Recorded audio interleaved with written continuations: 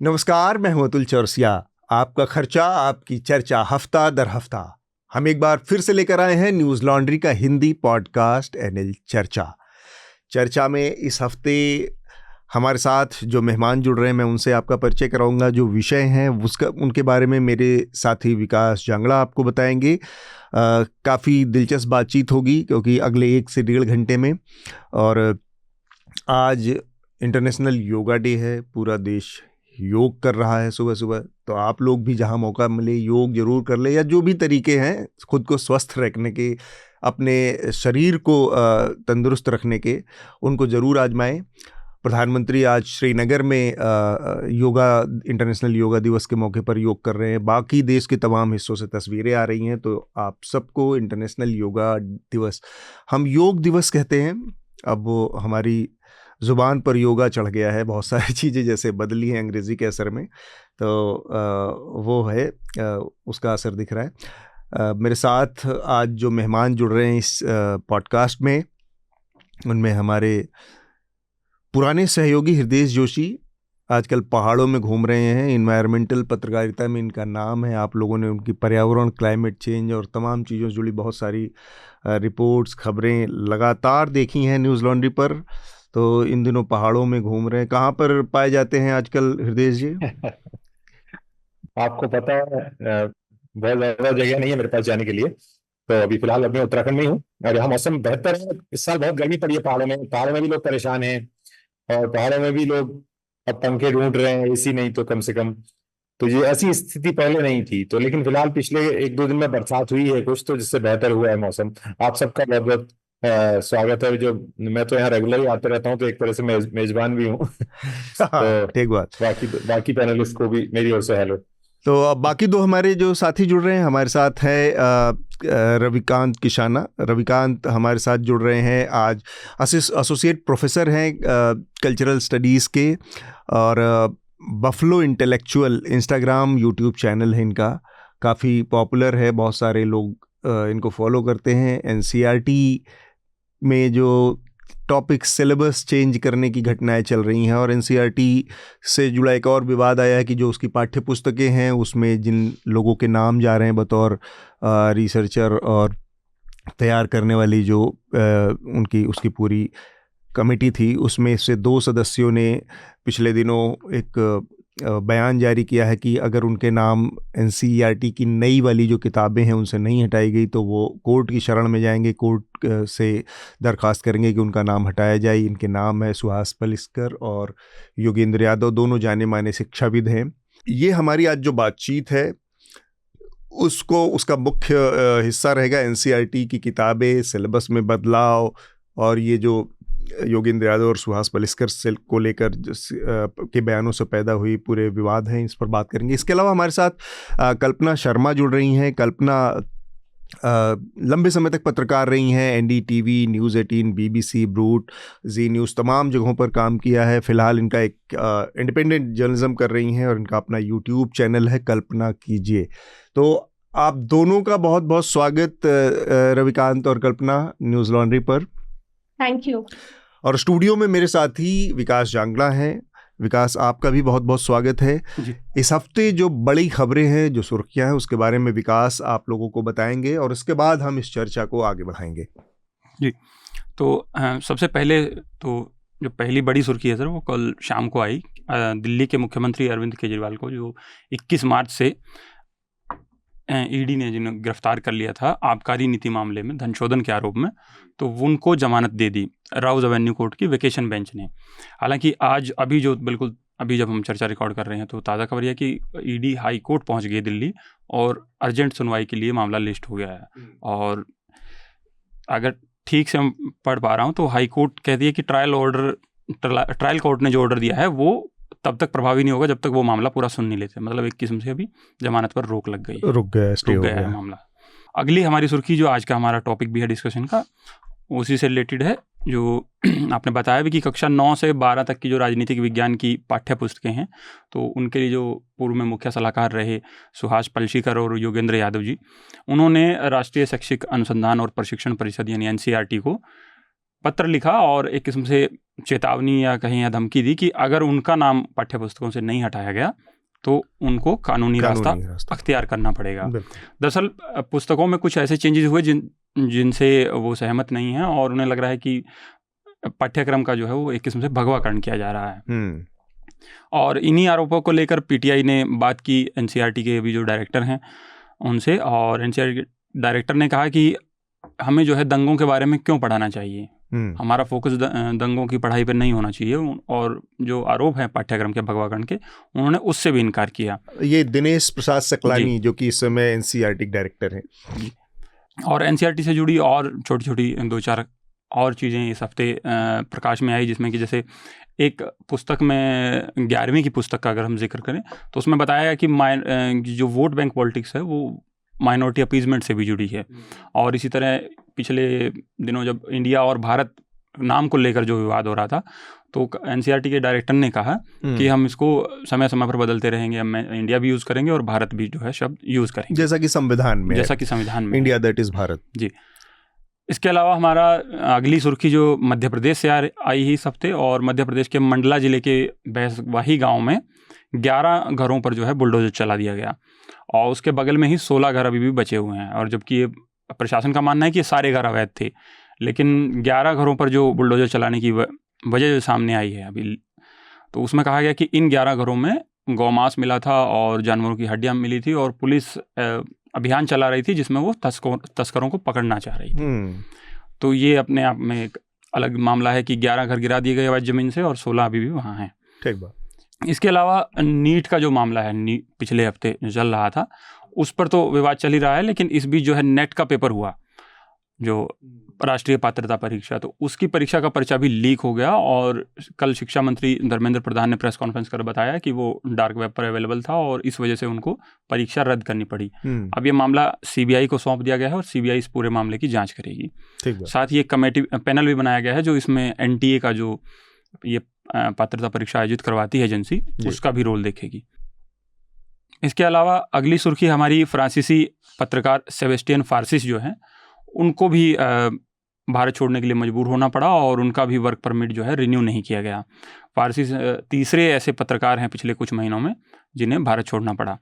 हाल ही में एक, इससे पहले भी एक फ्रांसीसी पत्रकार को देश छोड़ना पड़ा था, उसके बाद एक ऑस्ट्रेलियन पत्रकार को देश छोड़ना पड़ा था, अवनी दाइस, और इसके बाद अब ये तीसरे नाम है सेबेस्टियन फार्सिस जिनको कि देश छोड़कर जाना पड़ा है।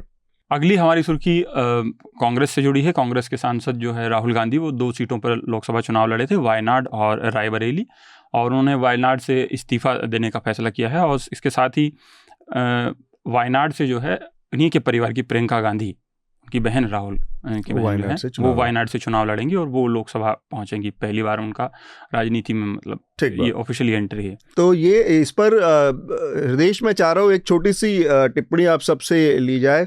एक तो गांधी परिवार से एक और व्यक्ति की सक्रिय राजनीति में, मतलब चुनावी राजनीति में, सक्रिय में राजनीति में तो काफ़ी समय से ही हैं, प्रचार कर ही रही थी प्रियंका, लेकिन चुनावी राजनीति में उतर रही हैं, तो उस लिहाज से आप इस फैसले को कैसे देखते हैं? और दूसरा, वायनाड से प्रियंका को लड़ाने के फैसले पर आपकी क्या प्रतिक्रिया है? पहली, देखिए, राहुल गांधी के लिए ये एक जरूर, क्योंकि जब उनके चुनावी रायबरेली से वहां का मतदान हो गया था वायनाड का, तो हम लगातार पता करने की कोशिश कर रहे थे। तो एक दिमाग में उनके डायलेमा था और वो वायनाड को रखना चाहते थे और उनका ये कहना था कि मैं यहां से जीतने के बाद क्या इस सीट को छोड़ूं, और इसीलिए प्रियंका गांधी को अमेठी या रायबरेली एक जगह से लाने की बात थी, ये सोचा जा रहा था। लेकिन अब क्योंकि प्रियंका गांधी ने अमेठी रायबरेली में कहीं भी चुनाव नहीं लड़ा और अमेठी वो सीट जीत चुके हैं, रायबरेली भी जीत चुके हैं, तो मुझे लगता है वो दोनों ही सीटों को रिटेन करने के साथ वायनाड को छोड़ रहे हैं।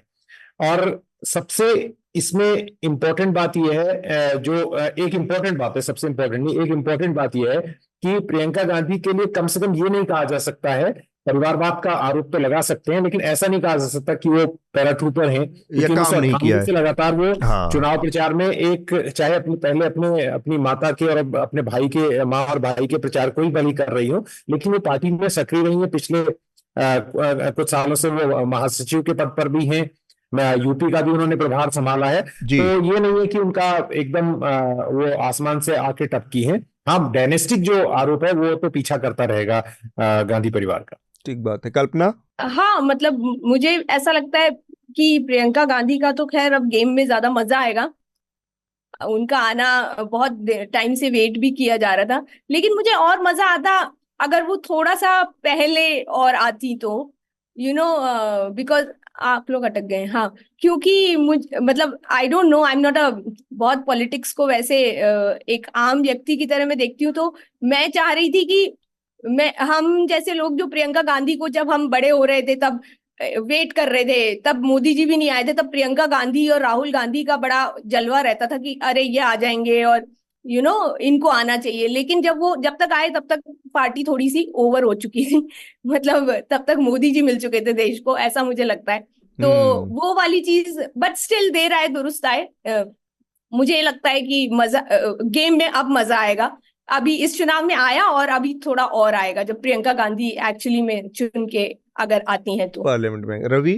आपने इतनी सारी न्यूज सुर्खियां पढ़ी, हम इसी पर क्यों चर्चा कर रहे हैं? Why is Priyanka Gandhi so important? It's a by election. मुझे आई थिंक ये जो एक नेहरू गांधी परिवार के ऊपर इतना जो एक फोकस किया जाता है, मुझे ऐसा कोई रोमांस या कोई नॉस्टैल्जिया नहीं है नेहरू गांधी फैमिली के लिए। आई थिंक राहुल गांधी जो उभर के आए हैं इस इलेक्शन में इज द रिजल्ट, क्योंकि उन्होंने बहुत मेहनत की है अपने आप को पूरी तरीके से एक रीडिस्कवर करने के लिए। ये उनकी मेहनत का, और उनके जो वो सड़क पर उतर के उनके अगेंस्ट कहा जाता था कि ये सड़क पर नहीं आते, ये सिर्फ ट्विटर पे रहते हैं। मतलब लोगों ने उनको इतना हरास किया, वो बेचारा आदमी 2 बार इंडिया पैदल चल लिया, साउथ से नॉर्थ, ईस्ट से वेस्ट, उसको पूरा इंडिया घुमा दिया। अब उसका रिजल्ट है ये, राइट? प्रियंका गांधी के बारे में आज से नहीं, मतलब यूपी में जब मायावती थी उस जमाने से, उसके भी पहले जमाने से लिखा जा रहा है कि वो गेम चेंजर हैं, वो आएंगी, उनमें इंदिरा गांधी की झलक दिखती है, उनको बड़े बड़े पोजीशंस दिए गए, यूपी का प्रभारी बनाया गया, बहुत कुछ किया गया। खास तो मुझे कुछ उसका एक्चुअली इफेक्ट दिखा नहीं है। जो इफेक्ट दिखा है वो जब राहुल गांधी उतर के आए हैं सड़क पे, उसका दिखा है। वो घूमी है, वो प्रचार आज से नहीं 10 साल 12 साल से कर रही है। सो आई डोंट नो, मुझे नहीं लगता कि ये कोई खास गेम चेंजर होगा। लाइक हाँ, वो ठीक है, यंग एमपी बन के आएंगी, वो अपने आप को प्रूव करे, पार्लियामेंट में आए, बात करे, देखेंगे हम क्या है। But as a strategy Congress ने ये बहुत अच्छी तरीके से मैनेज किया है कि राहुल गांधी ने वायनाड की जो सीट थी उनको भी ऐसा नहीं फील होने दिया कि वी जस्ट हमने आपका इस्तेमाल किया है। यूपी में भी अपना जो बेस बनाया है उसको भी रखा है, और प्रियंका गांधी का भी एक तरीके से एक इजी लॉन्च। अभी बाई इलेक्शन में वो इंटेंसिटी नहीं है, वो एक अलग सा एक छोटा सा होगा, तो उनको एक सॉफ्ट एंट्री पार्लियामेंट में मिल जाएगी। तो आई थिंक जो भी टीम थी जिसने ये स्ट्रैटेजी की, बहुत अच्छे तरीके से किया है। That's about it. एक चीज मैं कहना चाहूंगी, मुझे ऐड करनी थी। रविकांत ने जो कहा है प्रियंका के बारे में, सॉफ्ट लॉन्च, एक्चुअली वो जो चीज है ना, जो हम प्रियंका गांधी से बहुत अपेक्षा कर रहे थे कि वो एक तगड़ी फाइट देंगी, बाय पोल में उनका आना is like, I agree with Ravikant की वो गेम आसान करने जैसा है। थोड़ा सा मुझे ऐसा लगता है कि कॉन्फिडेंस की जरा कमी है इन दोनों के अंदर, कि एक सुरक्षित सीट से लड़ना और ये सब चीजें थोड़ा। हाँ, ठीक बात है। इसमें एक चीज़ बस मैं जोड़ना चाह रहा था, रविकांत की आखिरी बात से ही मैं उस बात को शुरू कर रहा हूँ कि कांग्रेस पार्टी ने इस मामले में जो किया, कि मुझे लग रहा है हृदय जो बात कह रहे थे कि उनको यहाँ पर लाना वायनाड से बजाय अमेठी और रायबरेली, ये पहले से डिसाइडेड था। अगर थोड़ा सा लोगों को याद हो तो बहुत आखिरी क्षण में आकर अमेठी और रायबरेली की सीटों पर उम्मीदवारों की घोषणा कांग्रेस पार्टी ने की थी। एकदम नॉमिनेशन के आखिरी दिन पर आकर ये दोनों नाम सामने आए थे कि रायबरेली से राहुल गांधी और वहाँ पर किशोरीलाल, अमेठी से किशोरीलाल। उससे पहले ये बहुत सारी चर्चाएं थी कि अमेठी से इनको प्रियंका लड़ सकती हैं और रायबरेली से ये लड़ सकते हैं, या इन दोनों सीटों में भाई बहन कहीं। पर मुझे लग रहा है कांग्रेस पार्टी के अंदर ये चर्निंग ऑलरेडी थी कि रायबरेली और वायनाड दोनों सीटें अगर राहुल जीतते हैं तो उसके बाद जो एक सीट छोड़ी जाएगी वो कौन सी सीट होगी, और दोनों में से किसी भी एक सीट को छोड़ने की स्थिति में बहुत नेगेटिव मैसेज जाएगा, क्योंकि वायनाड ने बहुत बुरे टाइम पर राहुल गांधी को संभाला है। रायबरेली वो पैतृक सीट थी कि उसको छोड़ने की स्थिति में ये होगा कि उन्होंने अपना गढ़ छोड़ दिया, और वो छोड़ने का एक और मैसेज था कि उत्तर प्रदेश में, जो कि सबसे बड़ा प्रदेश है, वहाँ पर कांग्रेस पार्टी ने अपना सब कुछ छोड़ दिया। तो ऐसे में एक गांधी को बचाकर रखा गया था उस नियत से, ताकि बाद में जब कोई ऐसी स्थिति बनती जिसमें वायनाड और रायबरेली दोनों छोड़ने में से किसी एक को चुनने की स्थिति आए, तब भी दूसरे को बहुत ज़्यादा इस तरह का संदेश ना मिले कि उस हमारे साथ चीटिंग हो गई, कि राहुल गांधी आए और फिर वो छोड़कर हमें चले गए। तो ये एक स्ट्रेटेजिकली कांग्रेस का स्मार्ट मूव था, और ये सोचा समझा था, ना कि बाद की स्थिति में पैदा हुआ है। बस यही मुझे कहना था। बाकी जल्दी से जो सुर्खियां हैं विकास आप बता दें। बस एक आखिरी सुर्खी है जो इस हफ्ता चूँकि ख़त्म होने की ओर है, और हफ्ते में से लोगों को काफ़ी परेशान रहे गर्मी से, और इस बीच जो है दिल्ली में खबर आई कि भीषण गर्मी के बीच दिल्ली में जो बिजली की मांग है वो अपने उच्चतम स्तर 8,647 मेगावाट के रिकॉर्ड पर पहुंच गई है। जी, तो ये इस हफ्ते की हमारी सुर्खियां थी। गर्मियों से जुड़ी एक और दिल्ली की खबर है कि यहाँ पर ऑफिशियली 20 से ज़्यादा हीट वेव से मौतें हुई हैं। अनऑफिशियल रिकॉर्ड्स के मुताबिक ये संख्या 400 के ऊपर है, अलग अलग वजहों से, क्योंकि हमारे यहाँ जो रजिस्ट्रेशन होता है वो उसकी प्रक्रिया ऐसी है कि उसको कंसीडर करने में कि किस वजह से पर्टिकुलर मौत हुई है वो बहुत स्पष्ट नहीं है, इसलिए बहुत सारी मौतें अननोटिस रहती हैं या अनरजिस्टर्ड रह जाती हैं। लेकिन हीट वेव की स्थिति बहुत ख़राब है इस समय देश में, और उम्मीद है कि जल्दी से जल्दी अगर बारिश नहीं होती है तो ये स्थिति और थोड़ा बिगड़ सकती है। हम अपनी चर्चा की शुरुआत करें उससे पहले एक दो जानकारियां हैं। न्यूज़ लॉन्ड्री का स्पेशल एडिशन जो है ये कश्मीर की कहानी सुमित कुमार की, ये बेसिकली कॉमिक बुक है, और कश्मीर की पूरी समस्या, उसकी पूरी हिस्ट्री, पूरा इतिहास, भूगोल समझने के लिए बहुत दिलचस्प अंदाज में, हल्के फुल्के अंदाज में, बहुत गंभीर बात को समझने का एक बहुत शानदार जरिया है न्यूज़ लॉन्ड्री। इसके अलावा एक और इस तरह की कॉमिक बुक हमारी है, ग्राफिक नॉवेल कहना चाहिए, ग्राफिक नॉवेल है, हाँ, ये इंग्लिश का में ग्राफिक नॉवेल है। और पहला हमारा था आमार बारी तुम्हार बारी नक्सलबाड़ी, जो कि नक्सलबाड़ी मोमेंट के ऊपर को लेकर पूरी तरह से केंद्रित था और पूरा उसको एक्सप्लेन करता है बहुत अच्छे तरीके से। कश्मीर की कहानी उस सीरीज़ की दूसरी किताब है, और इसका एकदम ताज़ा लेटेस्ट वर्जन आया है, तो आप इसको हमारे मर्चेंडाइज सेक्शन से ख़रीद सकते हैं। आपके जो हमारे लेटर्स हैं, बहुत सारे सुझाव हैं, मेल्स हैं, आते रहे हैं, इनको इस बार हम चर्चा में शामिल भी करेंगे। बहुत सारी पिछले बार की भी रह गए थे, उनको भी, उस पर भी बात करना है हमें। अपने लेटर्स हमें आप podcast@newslaundry.com पर भेजें, या फिर सीधे www.newslaundry.com/podcast-letters इन दोनों जगहों पर आप अपने चर्चा से संबंधित सुझाव या पत्र भेज सकते हैं हमें उन्हें शामिल करने में भी खुशी होगी। और बहुत सारे सुझाव इस तरह के आते हैं जिससे कि हम अपने कार्यक्रम को और बेहतर बनाने में हमें मदद भी मिलेगी। NCERT का मसला है जिस पर आज हम थोड़ा विस्तार से बात करने वाले हैं। पहला इसमें जो एक विवाद का आयाम था वो ये था कि 11वीं 12वीं की किताबों में कुछ ऐसे हिस्से हैं जिनको कि संशोधित किया गया है, बदल दिया गया है, और उस पे योगेंद्र यादव और सुहास पलिस्कर, जो कि सलाहकार समिति के, जो पाठ्यक्रम की सलाहकार समिति थी NCERT की, उसके सदस्य हुआ करते थे जिस समय ये किताबें लिखी गई थी, और अब उसमें बदलाव हुआ है। तो उन्होंने ये एक पहले भी उन्होंने अपना नाम हटाने की चेतावनी दी थी, उन किताबों में उनका नाम न जाए। अब उन्होंने चेतावनी दी है कि अगर इनके नाम नहीं हटाए गए तो वो कानूनी रास्ता अपनाएंगे। इसके लिए थोड़ा सा और जानकारी अपने दर्शकों के लिए कि 12वीं की किताब जो है उसमें इन्होंने अयोध्या से जुड़े जो विषय है, चैप्टर है, उसको संशोधित किया है। और NCERT के जो 11वीं की किताब है उसमें माइनॉरिटी अपीजमेंट से जुड़े चैप्टर को, खंड को में बदलाव किया गया है। तो ये मुख्तसर सी चीज़ें हैं जिसकी वजह से विवाद बढ़ा है। थोड़ा सा मुझे अगर इस बारे में आप हमारे श्रोताओं को बता पाएँ रविकांत, कि ये जो विवाद शुरू हुआ है जिसको योगेंद्र यादव और सुहास पलिस्कर ने काफ़ी तल्ख टिप्पणी की है, वो क्या है और उसमें किस तरह के आगे रुख लेने की संभावनाएं हैं? NCERT की जो टेक्स्ट बुक है, इसमें बदलाव का जो मुद्दा है ये नया मुद्दा नहीं है। ये रेगुलरली बहुत टाइम से होते जा रहा है, आगे भी होगा, राइट।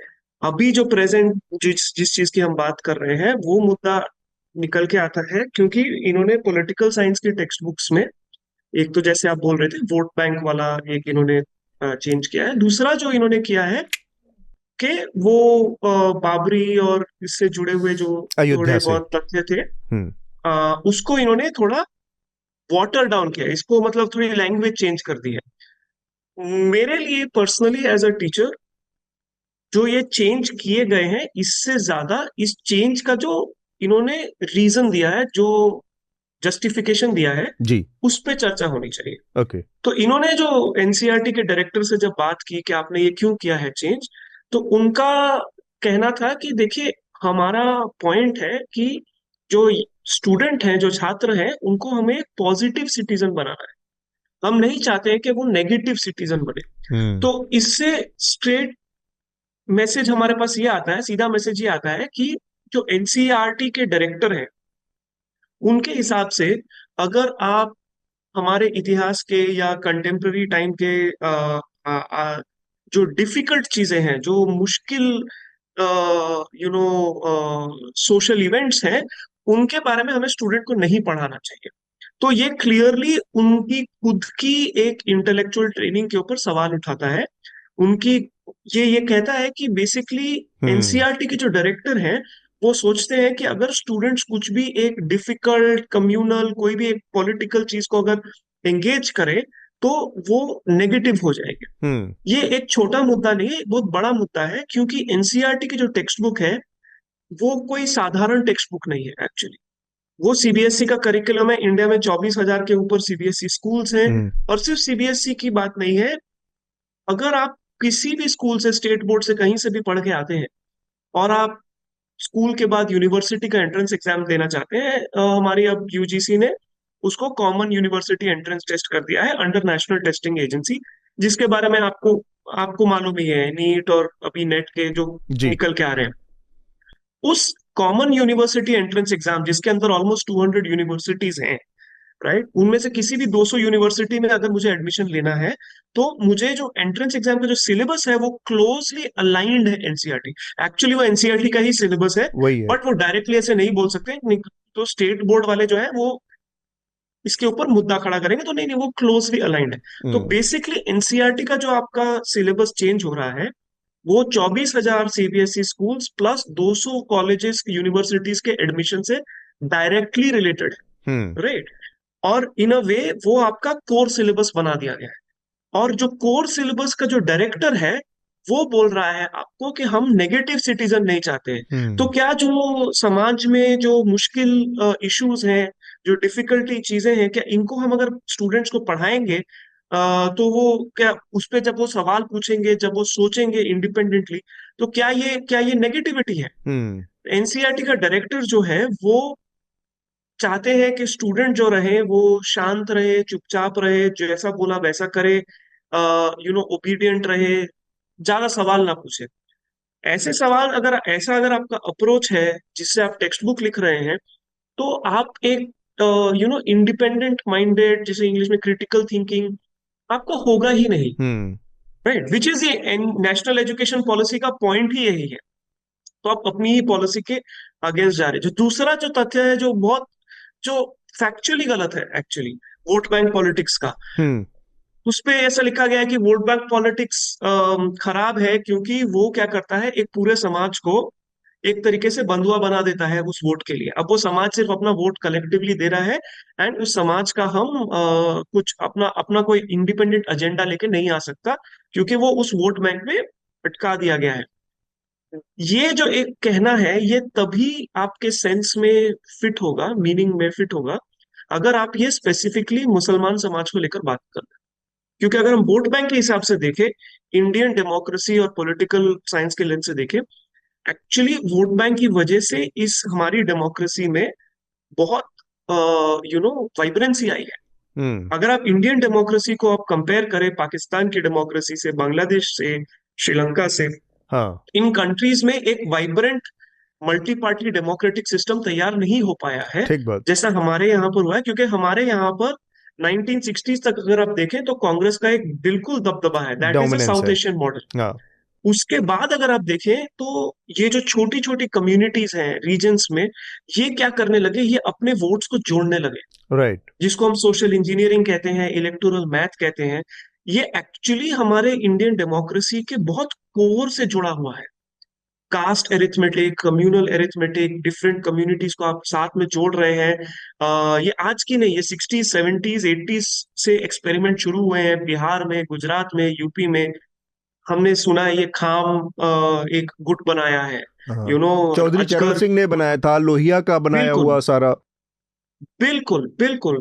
सो ये तो कोर हमारी पॉलिटिक्स, आप कैसे बोल सकते हैं कि ये जो वोट बैंक पॉलिटिक्स है ये एक नेगेटिव चीज है? प्लस इसको अब दूसरे तरीके से भी देखें, अब तो मेन स्ट्रीम मीडिया भी इसके ऊपर लिखने लगी है कि अगर आप जो सवर्ण समाज को देखें, जो ब्राह्मण बनिया हाँ। समाज है, क्षत्रिय समाज है, हाँ। वो तो एक तरीके से बीजेपी का कोर वोट बैंक है। हाँ। हमने इस इलेक्शन में देखा है, जो क्षत्रिय समाज है गुजरात में, यूपी में, ठाकुर समाज है, उनकी प्रॉब्लम ये हो गई है कि वो बीजेपी को वोट करेंगे तो बीजेपी को अभी कोई इंसेंटिव नहीं है कि वो अपना एक उम्मीदवार उस कम्युनिटी से खड़ा करे, वो दूसरी कम्युनिटी खड़ा करे, वो लड़ रहे हैं अगेंस्ट दैट। तो एक हाँ। तरीके से तो वो भी वोट बैंक है ना। बिल्कुल। तो बिल्कुल। तो वो तरीके से हम नहीं देख रहे हैं। तो एक बहुत ही छोटा डेफिनेशन लिया गया है, और ये दिखाता है कि जो एनसीईआरटी के जो सिर्फ डायरेक्टर नहीं, जो टीम है जिन्होंने इसके ऊपर चर्चा की है, जिसके ऊपर विश्लेषण किया है, जिसके ऊपर लिखा है, इनकी जो जो सोच है वो एक बहुत ही narrow ideological point of view से आ रही है। ठीक बन। और मेरा ये बोलकर ये इसको रैप अप करूंगा कि एनसीईआरटी जैसे बड़े पद पे जब ऐसे एक बहुत ही छोटे नैरो तरीके से आप फोकस से देख रहे हैं, ये बहुत डेंजरस है। और इंडिया की जो एजुकेशन मिनिस्ट्री है, सिर्फ एनसीईआरटी का मुद्दा नहीं है, नेशनल टेस्टिंग एजेंसी का मुद्दा नहीं है, यूजीसी का मुद्दा नहीं है, ये सारी चीजों को आपको होलिस्टिकली देखना पड़ेगा। हम्म। कोचिंग क्लास माफिया है, स्टूडेंट सुसाइड्स हो रहे हैं, स्टूडेंट ड्रॉप आउट हो रहे हैं, फैकल्टी का हायरिंग नहीं हो रहा है, स्टैंडर्ड्स ऑफ एजुकेशन डिप हो रहे हैं, एग्जाम आप करा नहीं पा रहे हो, और एनसीईआरटी टेक्स्ट बुक चेंज कर रहे हो। हम्म। एक्चुअली हम क्या करते हैं मीडिया में, जब हम चर्चा करते हैं तो जो न्यूज ऑफ द डे है हम उसको लेकर बात करते हैं। राइट। तो कहीं ना कहीं तो इस पूरे बिग पिक्चर की जो ग्रेविटी है, कहीं ना कहीं हम उसको मिस आउट कर जाते हैं। मैं कल सुन रहा था, प्रधानमंत्री कहीं बोल रहे थे कि हमने बहुत अभूतपूर्व रिफॉर्म किए हैं एजुकेशन सेक्टर में, और न्यू एजुकेशन पॉलिसी जो आई थी उसके संदर्भ में उनका कहना था। और ये अपने आप में एक बड़ा कॉन्ट्रडिक्टरी है, एक विडंबनात्मक स्थिति है कि जब बहुत बड़े रिफॉर्म आ रहे हैं तब हमारे सामने ये स्थिति है कि 24 लाख बच्चों का भविष्य इस तरह से अटका हुआ है। नीट की परीक्षा सफल नहीं हो पाई, मतलब उसमें बहुत सारे सवाल खड़े हैं। नेट की परीक्षा कैंसिल कर दी गई है, और ये इस तरह के विवाद हैं जो कि एनसीईआरटी के किताबों में और बदलाव को लेकर है। बहुत आर्टिकुलेट तरीके से, बहुत सधे हुए शब्दों में रविकांत आपने 3-4 चीज़ों को किया। एक तो ये जो इसमें इसका मसला था कि किस तरह से रॉयट जैसी चीज़ों को बच्चों को पढ़ाने की क्या ज़रूरत है। अब बच्चे क्या पढ़ेंगे, किस तरह की चीज़ें पढ़ेंगे, उसमें सबसे बड़ा जो नुकसान है, यूनिवर्सिटी जाने का जो का मकसद है केवल एक डिग्री हासिल करना, एक नौकरी पाने से ज़्यादा एक क्रिटिकल थिंकिंग दिमाग तैयार करना जो सवाल करे। तो वो क्रिटिकल थिंकिंग जहाँ से आती है, उस चीज़ को, उस पूरी प्रक्रिया को इस सिलेबस के जरिए, इस बदलाव के जरिए, इस संशोधन के जरिए कुंद किया जा रहा है, जो कि मेरे ख्याल से इस बातचीत में रविकांत के उससे मैं निकाल पाया। तो ये क्रिटिकल थिंकिंग। एक लास्ट पॉइंट मैं तुरंत बोलना, जी। इसी में ऐड करना चाहता हूँ, उसके बाद मैं ये जो आपने बोला कि प्रधानमंत्री रिफॉर्म लाए हैं, रिफॉर्म लाए हैं, लेकिन रिफॉर्म कौन सा लाए हैं? आप अगर इंडिया के यूनिवर्सिटी स्ट्रक्चर को देखेंगे, आज की डेट में हमारे पास कुछ 420-30 प्राइवेट यूनिवर्सिटीज खड़ी हो गई है, और स्टेट यूनिवर्सिटी अगर आप देखें 470, तो ऑलमोस्ट 50-50 आ गया है। हाँ। आज से 10-15 साल पहले जाते हैं, प्राइवेट यूनिवर्सिटी इंडिया में 10% था जी। अभी ये बढ़ के ऑलमोस्ट 50% हो गया है। इनमें से किसी भी प्राइवेट यूनिवर्सिटी में अगर आप जाएंगे, ऑलमोस्ट 99% कास्ट बेस्ड रिजर्वेशन कोई नहीं दे रहा है। ये क्या करते हैं, नीड बेस्ड रिजर्वेशन देते हैं। राइट, और फेलोशिप देंगे, स्कॉलर, अलग अलग तरीके से नाम बोलते हैं, बट ये caste based SC ST OBC को ये नहीं देंगे। रिजर्वेशन है। तो आपने तो ये रिफॉर्म ये लाए हैं कि 50% कॉलेजेस में आपने रिजर्वेशन खत्म कर दिया खत्म है, कर दिया। Right, that's the reform. अब ये चीजें फीस दिखती नहीं है। अनरेगुलेटेड है, कोचिंग क्लास माफिया अनरेगुलेटेड है, इसीलिए एग्जाम पेपर ना लीक हो रहा है। ठीक बात। ये चीजें दिखती नहीं है कि किस तरह से इसका सोशल स्ट्रक्चर पे असर पड़ रहा है, कि बहुत सारे लोग उस शिक्षा व्यवस्था से बाहर हो जा रहे हैं, जो जिसका इशारा कर रहे हैं। हृदयेश, आप कुछ कहना चाह रहे थे? मैं सबसे पहले कि ये जो क्रिटिकल थिंकिंग वाली चीजें हैं, प्रधानमंत्री, एक होती है नीयत, आपका इंटेंट क्या है, और एक होता है कि आप कर क्या रहे हैं।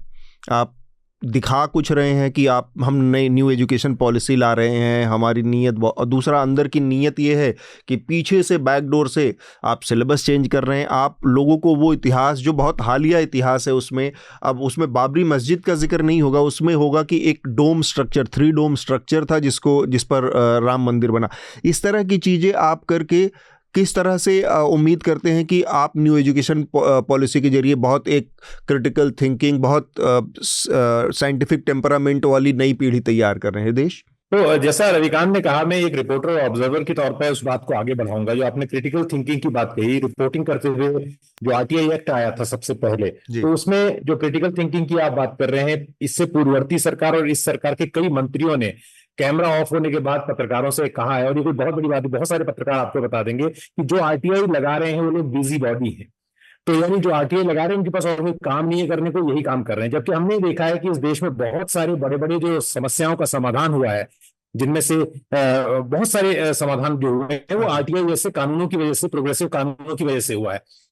प्रधानमंत्री ने पिछले 10 साल में कोई प्रेस कॉन्फ्रेंस नहीं की है। अगर वो प्रेस कॉन्फ्रेंस करें, मैं काल्पनिक स्थिति की बात कर रहा हूं, तो उनके साथ में सकलानी साहब को बिठाना चाहूंगा और हम उनसे सवाल पूछेंगे कि ठीक है, बच्चों को जो निगेटिविटी वाली चीजें कोट एंड कोट अगर नहीं पढ़ाई जाने चाहिए, तो क्या हम 1987 के हाशिमपुरा दंगों को हटा सकते हैं बातचीत से, जिसमें 75 मुसलमानों को बहुत ठंडे कोल्ड ब्लड में मार दिया गया था पुलिस के द्वारा? क्या हम 1984 के दंगों को सिलेबस से हटाने की बात करेंगे, जिसमें 3000 सिखों को एक तरह से state provided over that program, क्या हम उसको हटाने की बात करेंगे? क्या सरकार उससे सहमत है जो बार बार उस बात को उठाती है? तो क्या सरकार जो अभी NCERT के सिलेबस के लिए इस तरह की भी दखल देगी कि क्योंकि निगेटिविटी आती है और इस वक्त काफी सिख समुदाय को लेकर बातें कही जाती है, तो हम उसको भी हटा देते हैं? क्या हम 1920 के आसपास अगर चले जाएं, 20वीं शताब्दी की शुरुआत में मोकलांग में जो दंगे हुए थे केरला में, जिसको लेकर बहुत पॉलिटिकल हीट होती है, और मैं अपने यंग जो इसमें व्यूअर्स या लिसनर्स हैं उनसे कहूंगा कि उनके बारे में पढ़ें। क्या हम उस पर बात करना बंद कर दें? क्या हम शाहबानों के बारे में बात करना बंद कर दें? वो भी एक निगेटिविटी का मुद्दा है। क्या हम इस बारे में बात करना बंद कर दें कि ईरान के बैन लगाने से पहले हमने सलमान रुश्दी की बुक पर यहाँ बैन लगाया था, जो कि एक बहुत बड़ा मैं समझता हूँ इंटेलेक्चुअल जिसकी बात कर रहे थे, रिचनेस की बात जो रविकांत कर रहे थे, बहुत बड़ा एक हमारे ऊपर ब्लॉट है। तो इन सारी चीजों को अगर हम सोचेंगे तो दुखती रगें हर किसी पॉलिटिकल पार्टी को में है, और उनका आपस में खिलवाड़ बहुत खतरनाक हो सकता है। ये सरकार को समझना चाहिए, और इसकी कीमत अगर बच्चों को चुकानी पड़ती है, जो हमारा जो ह्यूमन रिसोर्स तैयार करते हैं, इंटेलेक्चुअल रिसोर्स तैयार करते हैं आने वाले दिनों में, तो इससे बड़ी बात नहीं है। अब मैं आखिरी बात कहना चाहता हूं इसमें, पत्रकार के तौर पर जब हम बात करते हैं NCERT के लोगों में, तो आज NCERT में एक तो हमको बाहर से ऊपर से जो दिखाई दे रहा है वो चीज है, लेकिन NCERT के भीतर भी बहुत कुछ सड़ रहा है। इस बात को हमें समझने की जरूरत है। वहां के एम्प्लॉइज हमें बताते हैं कि जो लोगों का काम पाठ्यक्रम तैयार करना है वो प्रचार के काम में लगे हुए हैं। उनको एक तरह से गवर्नमेंट के जो योजनाएं हैं उनके बारे में बात करना ज्यादा जरूरी है। तो यानी एक तरह से ये है कि पहले अगर योगेंद्र यादव हो या सुभाष पालेशकर हो या रोमिला थापर हो, ये कुछ लिख कर देते हैं तो ऐसा थोड़ी होता था कि वही चीज छप के आ जाएगी। क्रिटिकल रिव्यू के लिए रिव्यूअर्स के पास चीजें जाती हैं, और कमेटी जो NCERT की अपनी कमेटी है उसका बहुत रिगरस काम है ये सब करना। लेकिन अगर उसमें से जो लोग, चाहे यंग टैलेंट पूल जो उनके भीतर बैठा हुआ है, वो चाहे बाहर जिनको आउटसोर्स कर रहे हैं, अगर वो लोग इस काम में लग जाते हैं कि प्रचार तो आज किसी की सरकार है, कल किसी की सरकार है, और एजुकेशन हमको नहीं भूलना चाहिए कि स्टेट इश्यू है। अगर केंद्र सरकार ये प्रेसिडेंट सेट करती है या ऐसा माहौल बनाती है, तो फिर राज्यों में भी वो पर्कुलेट होगा, अलग अलग मुख्तलिफ राज्यों में। तो ये फुटबॉल मैच अगर चलता रहा और हर 5 साल 10 साल में सरकारें बदलती रही, तो हमें सोचना पड़ेगा कि जितना नुकसान, जो जहरीली दवा अभी स्टेट ऑफ ग्लोबल अफेयर्स की रिपोर्ट आई है, और आप मुझ पर ये आरोप लगाते हैं हमेशा कि मैं एनवायरमेंट को बीच में ले आता हूं, तो उसमें बच्चों की जिस तरह से मौत हो रही है, खबर आई है, और जो जो बच्चे जो अभी पैदा भी नहीं हुए हैं बच्चे, या जो नवजात बच्चे हैं, उन पर जो असर पड़ा, उससे ज्यादा हमने उनके लिए, उनकी ड्यूरिंग द एजुकेशन पीरियड उनके लिए एक जहर फैला दिया है, या जिसे कहते हैं कि एक इंफॉर्मेशन को उनके पास पहुंचने से रोकना, क्रिटिकल थिंकिंग को डेवलप ना होने देना। तो ये बड़ा इशू है जिसकी ओर रविकांत इशारा कर रहे थे, और मुझे लगता है वो ठीक बात है। कल्पना, आपका पहला थॉट? ये जो पॉजिटिव सिटीजन और नेगेटिव सिटीजन वाली बात है, उससे मुझे एक अंग्रेजी में एक शब्द होता है टॉक्सिक पॉजिटिविटी, वो याद आ गया। जो कि मुझे लगता है जिससे न सिर्फ स्टूडेंट्स, मतलब वो जो सिटीजन्स होने वाले नागरिक हैं उनको तैयार किया जा रहा है, बल्कि अभी भी अगर जैसे मैं इलेक्शंस के वक्त जब रिपोर्टिंग के लिए गई, तो वो एक टॉक्सिक पॉजिटिविटी बहुत सारे लोगों के अंदर बातचीत में नजर आई कि वो बहुत सारी चीजों से परेशान है, बेसिक चीजें नहीं है उनके पास, पानी नहीं है, रोजगार नहीं है, बट नहीं इतना तो कष्ट, बेचारी सरकार क्या करेगी, नहीं बाकी सब ठीक है। तो ये वाली जो चीज है टॉक्सिक पॉजिटिविटी की, मुझे लगता है एनसीईआरटी के द्वारा वो उसमें बच्चों में भी एक तरीके से शुरू से डाली जाने की एक प्रयास दिखता है। सो इट्स क्वाइट एविडेंट, जब आप रिपोर्टिंग पे जाते हैं और लोगों से बात करते हैं, तो काफी दया नहीं आती आपको हंसी आती है कि ठीक है, फिर जब सब कुछ ठीक है तो फिर ठीक ही है। तो एनसीईआरटी की किताबों को लेकर जो पूरा उसमें किताबों में बदलाव को लेकर एक चीज़ मेरे समझ में आती है, और विकास आप अपना रुख रख सकते हैं, और रविकांत से भी मैं जानना चाहूँगा। एक तो इसमें बहुत साधारण सी, बहुत लेमैन एक नज़रिया हो सकता है कि आपने बतौर सलाहकार योगेंद्र यादव, सुहास पलिस्कर, XYZ किसी ने भी एक किताब लिखी थी, वो किताब उनके नाम से छप रही थी। अब आपने यूनिलैटरली उस किताब में कुछ अंतर कर दिया, कुछ बदलाव कर दिया, अच्छा बुरा वो बात की बात है। तो टेक्निकली वो किताब उनकी किताब नहीं रही, उस सलाहकार मंडल की किताब नहीं रही, क्योंकि उसमें उनकी सहमति नहीं है। तो फिर उनके नाम का इस्तेमाल करने की जिद का क्या औचित्य है? क्योंकि ये काफ़ी पहले, एक साल पहले भी ये बात आ चुकी है, और उन्होंने अपनी वो राय रख चुके हैं, ये लोग नाम हटाने की बात कर चुके हैं। तब उनके नाम, तो जाहिर सी बात है कि एक कहीं क्रेडिबिलिटी का भी संकट है कि आप वहाँ पर बैठकर कुछ लोगों की क्रेडिबिलिटी का इस्तेमाल करना चाहते हैं उस किताब में कि इसको तैयार उन लोगों ने किया है, तो वो हटाने के लिए क्यों राजी नहीं है आप? टेक्निकली वो उनकी किताब रही नहीं, क्योंकि आप उसमें मनमाने तरीके से बदलाव कर रहे हैं। तो ये दो चीज़ें हैं। विकास, आप अपनी बात रखें, और फिर रविकांत से भी मैं इस पर थोड़ा सा उनकी राय जानना चाहूँगा कि ये क्या मसला है। देखिए सर, इसमें ये है कि जो नाम का जो इशू है, क्योंकि हम सभी जानते हैं कि योगेंद्र जी हों, सुहास जी हों, शिक्षाविद जो है, पहले भी इस बात का जिक्र आया था कि दक्षिणपंथ जो विचार हैं, दक्षिणपंथी जो राजनीति है, उसके पास उस तरीके के स्वीकार्य शिक्षाविदों की बहुत कमी है, जो कि मतलब जिनको आप कह सकते हैं कि इनका समाज में स्वीकार्यता है। तो एक तो वो वजह है संभवतः, और दूसरी वजह है कि जब आप एक ख़ास तरीके की राजनीति विचार से आप चीज़ों को देखते हैं, समझते हैं, तो दूसरा नज़रिया, जिसको पहले विपक्ष और हाल ही में मोहन भागवत इन्हें प्रतिपक्ष कह के उसको थोड़ा सा टोन डाउन किया, तो वो चीज़ें जो है दिखना बंद हो जाती हैं। और ये सरकार के साथ पिछले 10 सालों में हमने देखा है कि किस तरीके से वो विपक्ष को बिल्कुल एकदम दुश्मनी के तौर पर लेती है और उन चीज़ों को ख़त्म करना चाहती है, लेकिन उसी दौर में, उसी समय में वो चाहती है कि उन्हीं के बीच से ऐसे लोग आ जाएं जिनको स्वीकार्यता मिले और उनके नाम का वो इस्तेमाल कर लें।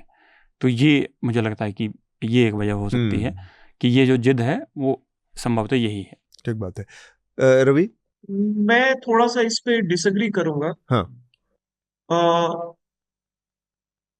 पॉइंट सिर्फ ये है कि मुझे लगता है कि आप दिल्ली में अगर जाते हैं, आप अगर इन संस्थाओं में जाते हैं, आपको ऐसा लगता है कि एनसीईआरटी की बिल्डिंग, यूजीसी बिल्डिंग देख के कि इस बिल्डिंग के अंदर कोई सोचता होगा कि मेरी क्रेडिबिलिटी क्या है?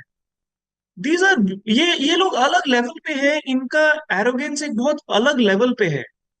अगर किसी का नाम अगर हटाया नहीं गया है, मैं नहीं सोचता कि वो क्रेडिबिलिटी की वजह से है।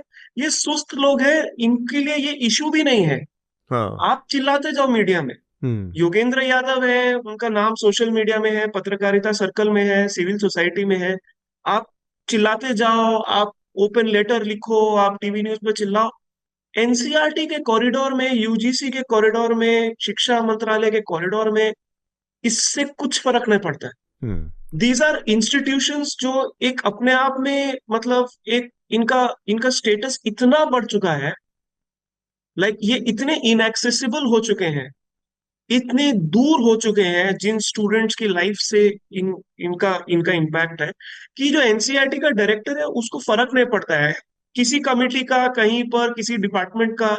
ये जरूर कहीं मेमो होगा कि हाँ हमें एक नया बनाना चाहिए, उसमें कुछ नाम डालने चाहिए जो, एंड आई अग्री कि हमारे भी कुछ हो आइडियोलॉजिकल पॉइंट ऑफ व्यू से। आई एम श्योर बीजेपी के अंदर लोग हैं भी जो लॉबी कर रहे हैं कि हमें डालो इसके अंदर, वो सब हो रहा होगा।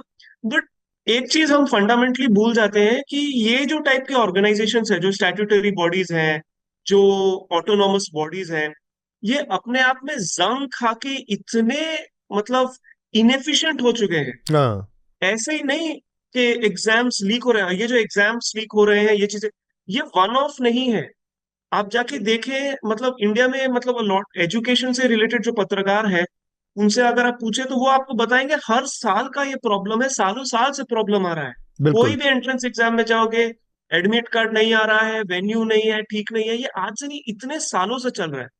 ये तो कोलैप्स हुआ है अभी और धड़ाधड़ हुआ है, इसीलिए इसके ऊपर न्यूज में बात हो चर्चा रही हो है। रही है, राइट। तो ये इंस्टीट्यूशंस मुझे नहीं लगता है कि ये इतने एफिशिएंट है, इतने रिस्पॉन्सिव है कि ये फटाक से, अच्छा हमारा क्रेडिबिलिटी का क्राइसिस आ जाएगा अगर हम योगेंद्र यादव का नाम हटा देंगे। दे डोंट केयर, इन मतलब योगेंद्र यादव का नाम रहे नहीं रहे, कुछ हजार 2000 लोग हैं दिल्ली, ऑल ओवर इंडिया में, सिविल सोसाइटी में, पत्रकारिता में, तो ये जिनके ऐसा है लिए कि ये योगेंद्र यादव इसको ज्यादा मुद्दा बना रहे हैं, एनसीईआरटी कम इसको मुद्दा बना रही है। हाँ हाँ, एनसीईआरटी वालों को कोई फर्क नहीं पड़ता है। हाँ। 24,000 सीबीएसई स्कूल जहां पर उनका सिलेबस जाता है, हाँ। आप पूछे जाके उन स्कूल के प्रिंसिपल से क्या आपको फर्क पड़ता है हम्म। कि इसका कौन था इस कमेटी में? किसी को राइट। फर्क नहीं पड़ता है, बिल्कुल। राइट। स्टूडेंट्स अगर आप जाके पूछें जो एंट्रेंस एग्जाम के लिए प्रिपेयर कर रहे हैं, एक्चुअली अगर आप उन स्टूडेंट्स जाके पूछेंगे कि ये जो एक लाइन चेंज हुई है इस टेक्स्ट बुक में, इससे आपको फर्क पड़ता है?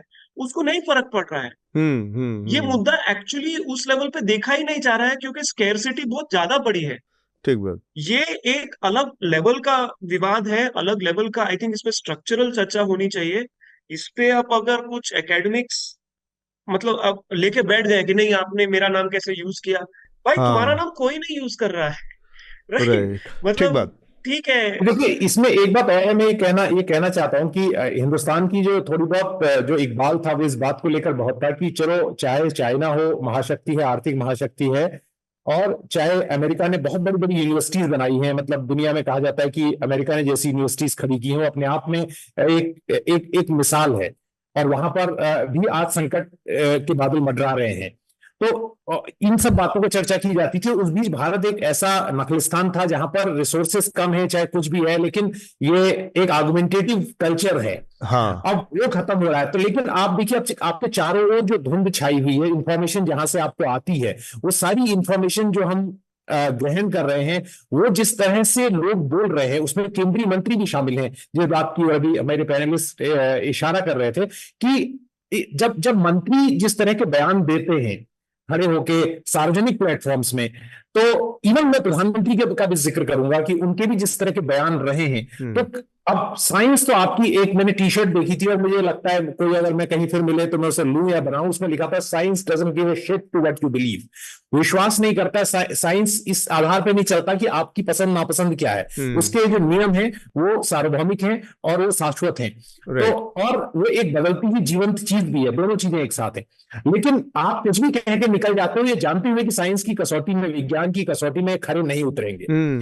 तो क्रेडिबिलिटी का मुद्दा वास्तव में बहुत पीछे छूट गया है।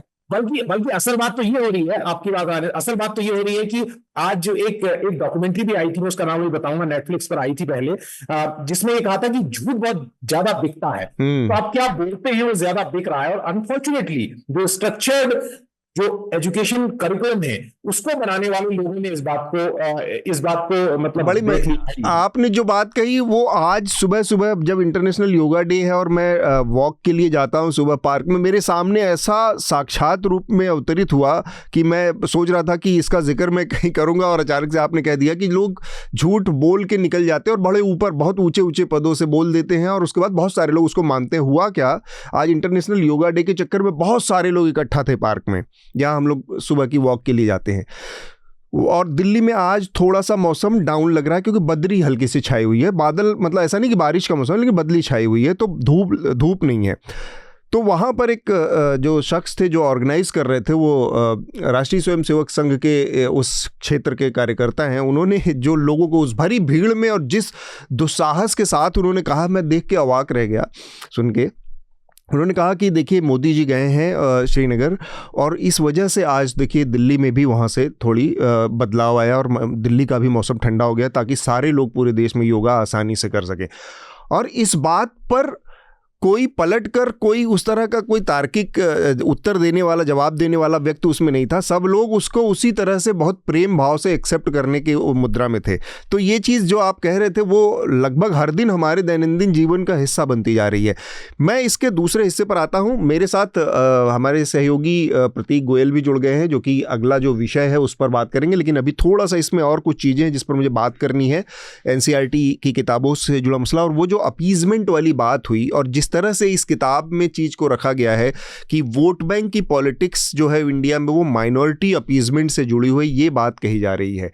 अब थोड़ा सा इशारा रवि ने किया था, मैं उसको थोड़ा और एक्सप्लेन कर देता हूं। CSDS की 2024 की जो लोकसभा चुनाव हुए उसके बाद की जो रिपोर्ट आई है, ये बहुत बड़ा एक तरह का आप कहें कि मिथ्या है, फेकरी है कि आप ये कहें कि किसी पर्टिकुलर कास्ट या किसी धर्म से जुड़ा हुआ है। जो CSDS की ताज़ा रिपोर्ट है उसके मुताबिक जो हिंदुस्तान का अपर क्लास है, खासकर नॉर्थ इंडिया में सवर्ण जो है, ब्राह्मण, क्षत्रिय और बाकी जो आप उसमें बनिया भी जोड़ सकते हैं और तमाम बड़ी जातियां, भूमिहार, इन सब का 79% हिस्सा वो बीजेपी के साथ है गया इस बार के चुनाव में, जबकि बीजेपी का एक बड़ा डाउनस्लाइड हुआ तब। और पिछले चुनाव के मुद्दे लिहाज से देखें, जो 2019 का लोकसभा चुनाव था, तब ये 75% था।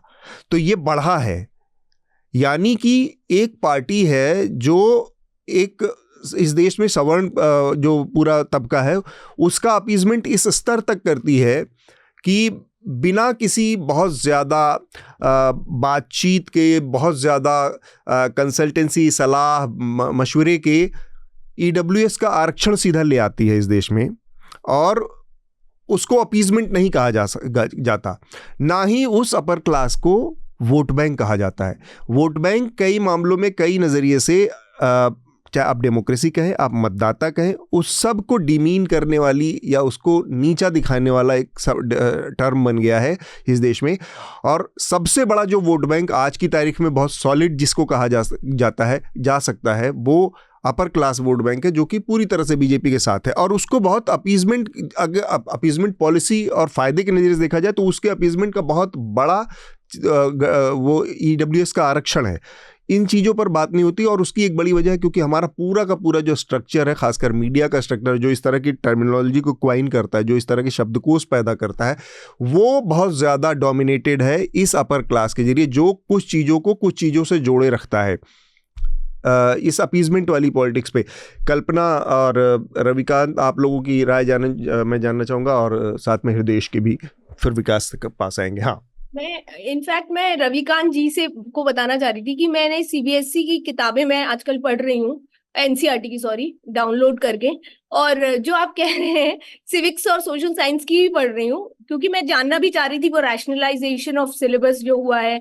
और मुझे ऐसा लगता है कि एक्चुअली उसकी भाषा जो है वो इतनी, उसमें जो खामी है वो कोई स्टूडेंट निकाल नहीं सकता जब तक कि उसको एज अ पेरेंट मैं उसको पढ़ूं और उसको समझा सकूं कि इसमें मिसिंग है। वो इतने इस तरीके से ड्राफ्ट किया गया है, मतलब मैंने ऑनलाइन ही पढ़ी है सारी और अभी भी पढ़ रही हूँ। वो बहुत ही, उसकी लैंग्वेज, जस्ट एन ऑब्जर्वेशन कि उसकी लैंग्वेज बहुत ही प्रॉपरली ड्राफ्ट की गई है कि उसकी चालाकियां समझ में नहीं आ पाएंगी।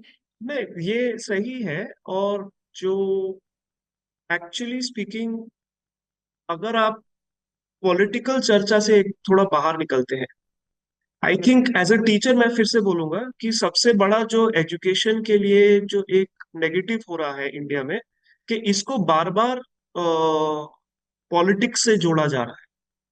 चाहे एक चीज आप समझ लें, इंडिया का जो एजुकेशन, जो शिक्षा प्रणाली है, जो शिक्षा की पॉलिसी है, राइट, अगर आप इसको देखें, बीजेपी और कांग्रेस, मनमोहन सिंह की यूपीए गवर्नमेंट और बीजेपी की जो एनडीए गवर्नमेंट है, इसमें कोई खास फर्क नहीं है। हाँ। एक पिछले 25 सालों में एक बहुत मेजर तरीके से शिक्षा का निजीकरण किया गया है, और ये एक अच्छी बात नहीं रही। आप जो बोल रहे हैं, समाज के जो पिछड़े तबके हैं, उसको धीरे धीरे एजुकेशन के जो प्रीमियम लेयर है उससे बाहर निकाला जाता है, राइट। तो आप अगर आप देखें, आप गौर से देखें, आप पिछले, आप एक बात सोचे जरा, इस पे गौर करें। 2005-6 में ओबीसी आरक्षण आता है शिक्षा में, ठीक है। 2008-9 से जिंदल, अशोका, ये यूनिवर्सिटी क्यों खुलने लगी? अगर आप अभी स्कूल एडमिशन में जाएंगे, पहले क्या होता था, केंद्रीय विद्यालय वगैरह top, CBSE ICSE school top होता था शहर। हम्म 2007, 8, 9 के बाद आप जाएंगे, देखेंगे इंडिया में एक बूम आया है इंटरनेशनल करिकुलम स्कूल का, कैम्ब्रिज कैरिकुलम ये सब आ गए हैं। कैम्ब्रिज करिकुलम, आईबी करिकुलम, ये अब ये ऑटोमेटिकली इसे दर्जा दे दिया गया कि ये एलिट स्कूल है। इस पे कोई स्टडी नहीं हुई है, इस पे कोई रिसर्च नहीं बिल्कुल हुआ ठीक है, बात। किसी कमिटी ने नहीं आके बोला है कि this is better than ICSE या सीबीएसई। और अगर ये सीबीएसई से बेटर है, तो सीबीएसई को बेहतर क्यों नहीं बनाया गया 15-20 सालों में? आपके बिल्कुल। पास तो बहुत टाइम था। हाँ। आप क्लियरली देख रहे हैं, ओबीसी आरक्षण एक मेजर चेंजर है, क्योंकि जब आप आईआईटी में जाते हैं, आईआईएम में जाते हैं, मैं आईआईएम में पढ़ाता भी हूँ एज अ विजिटिंग फैकल्टी, हाँ। हाफ द क्लास, 50% क्लास आपका एससी एसटी ओबीसी से आ रहा है। क्लास का कॉम्पोजिशन चेंज हो गया, और तुरंत उसके बाद आप देखते हैं कि एक एलीट, ऑटोमेटिकली अनक्वालिफाइड, अनरिसर्च, एक आपने बोल दिया, नहीं नहीं, अब इंटरनेशनल स्कूल एलीट है, हाँ। और ये प्राइवेट यूनिवर्सिटी एलीट है।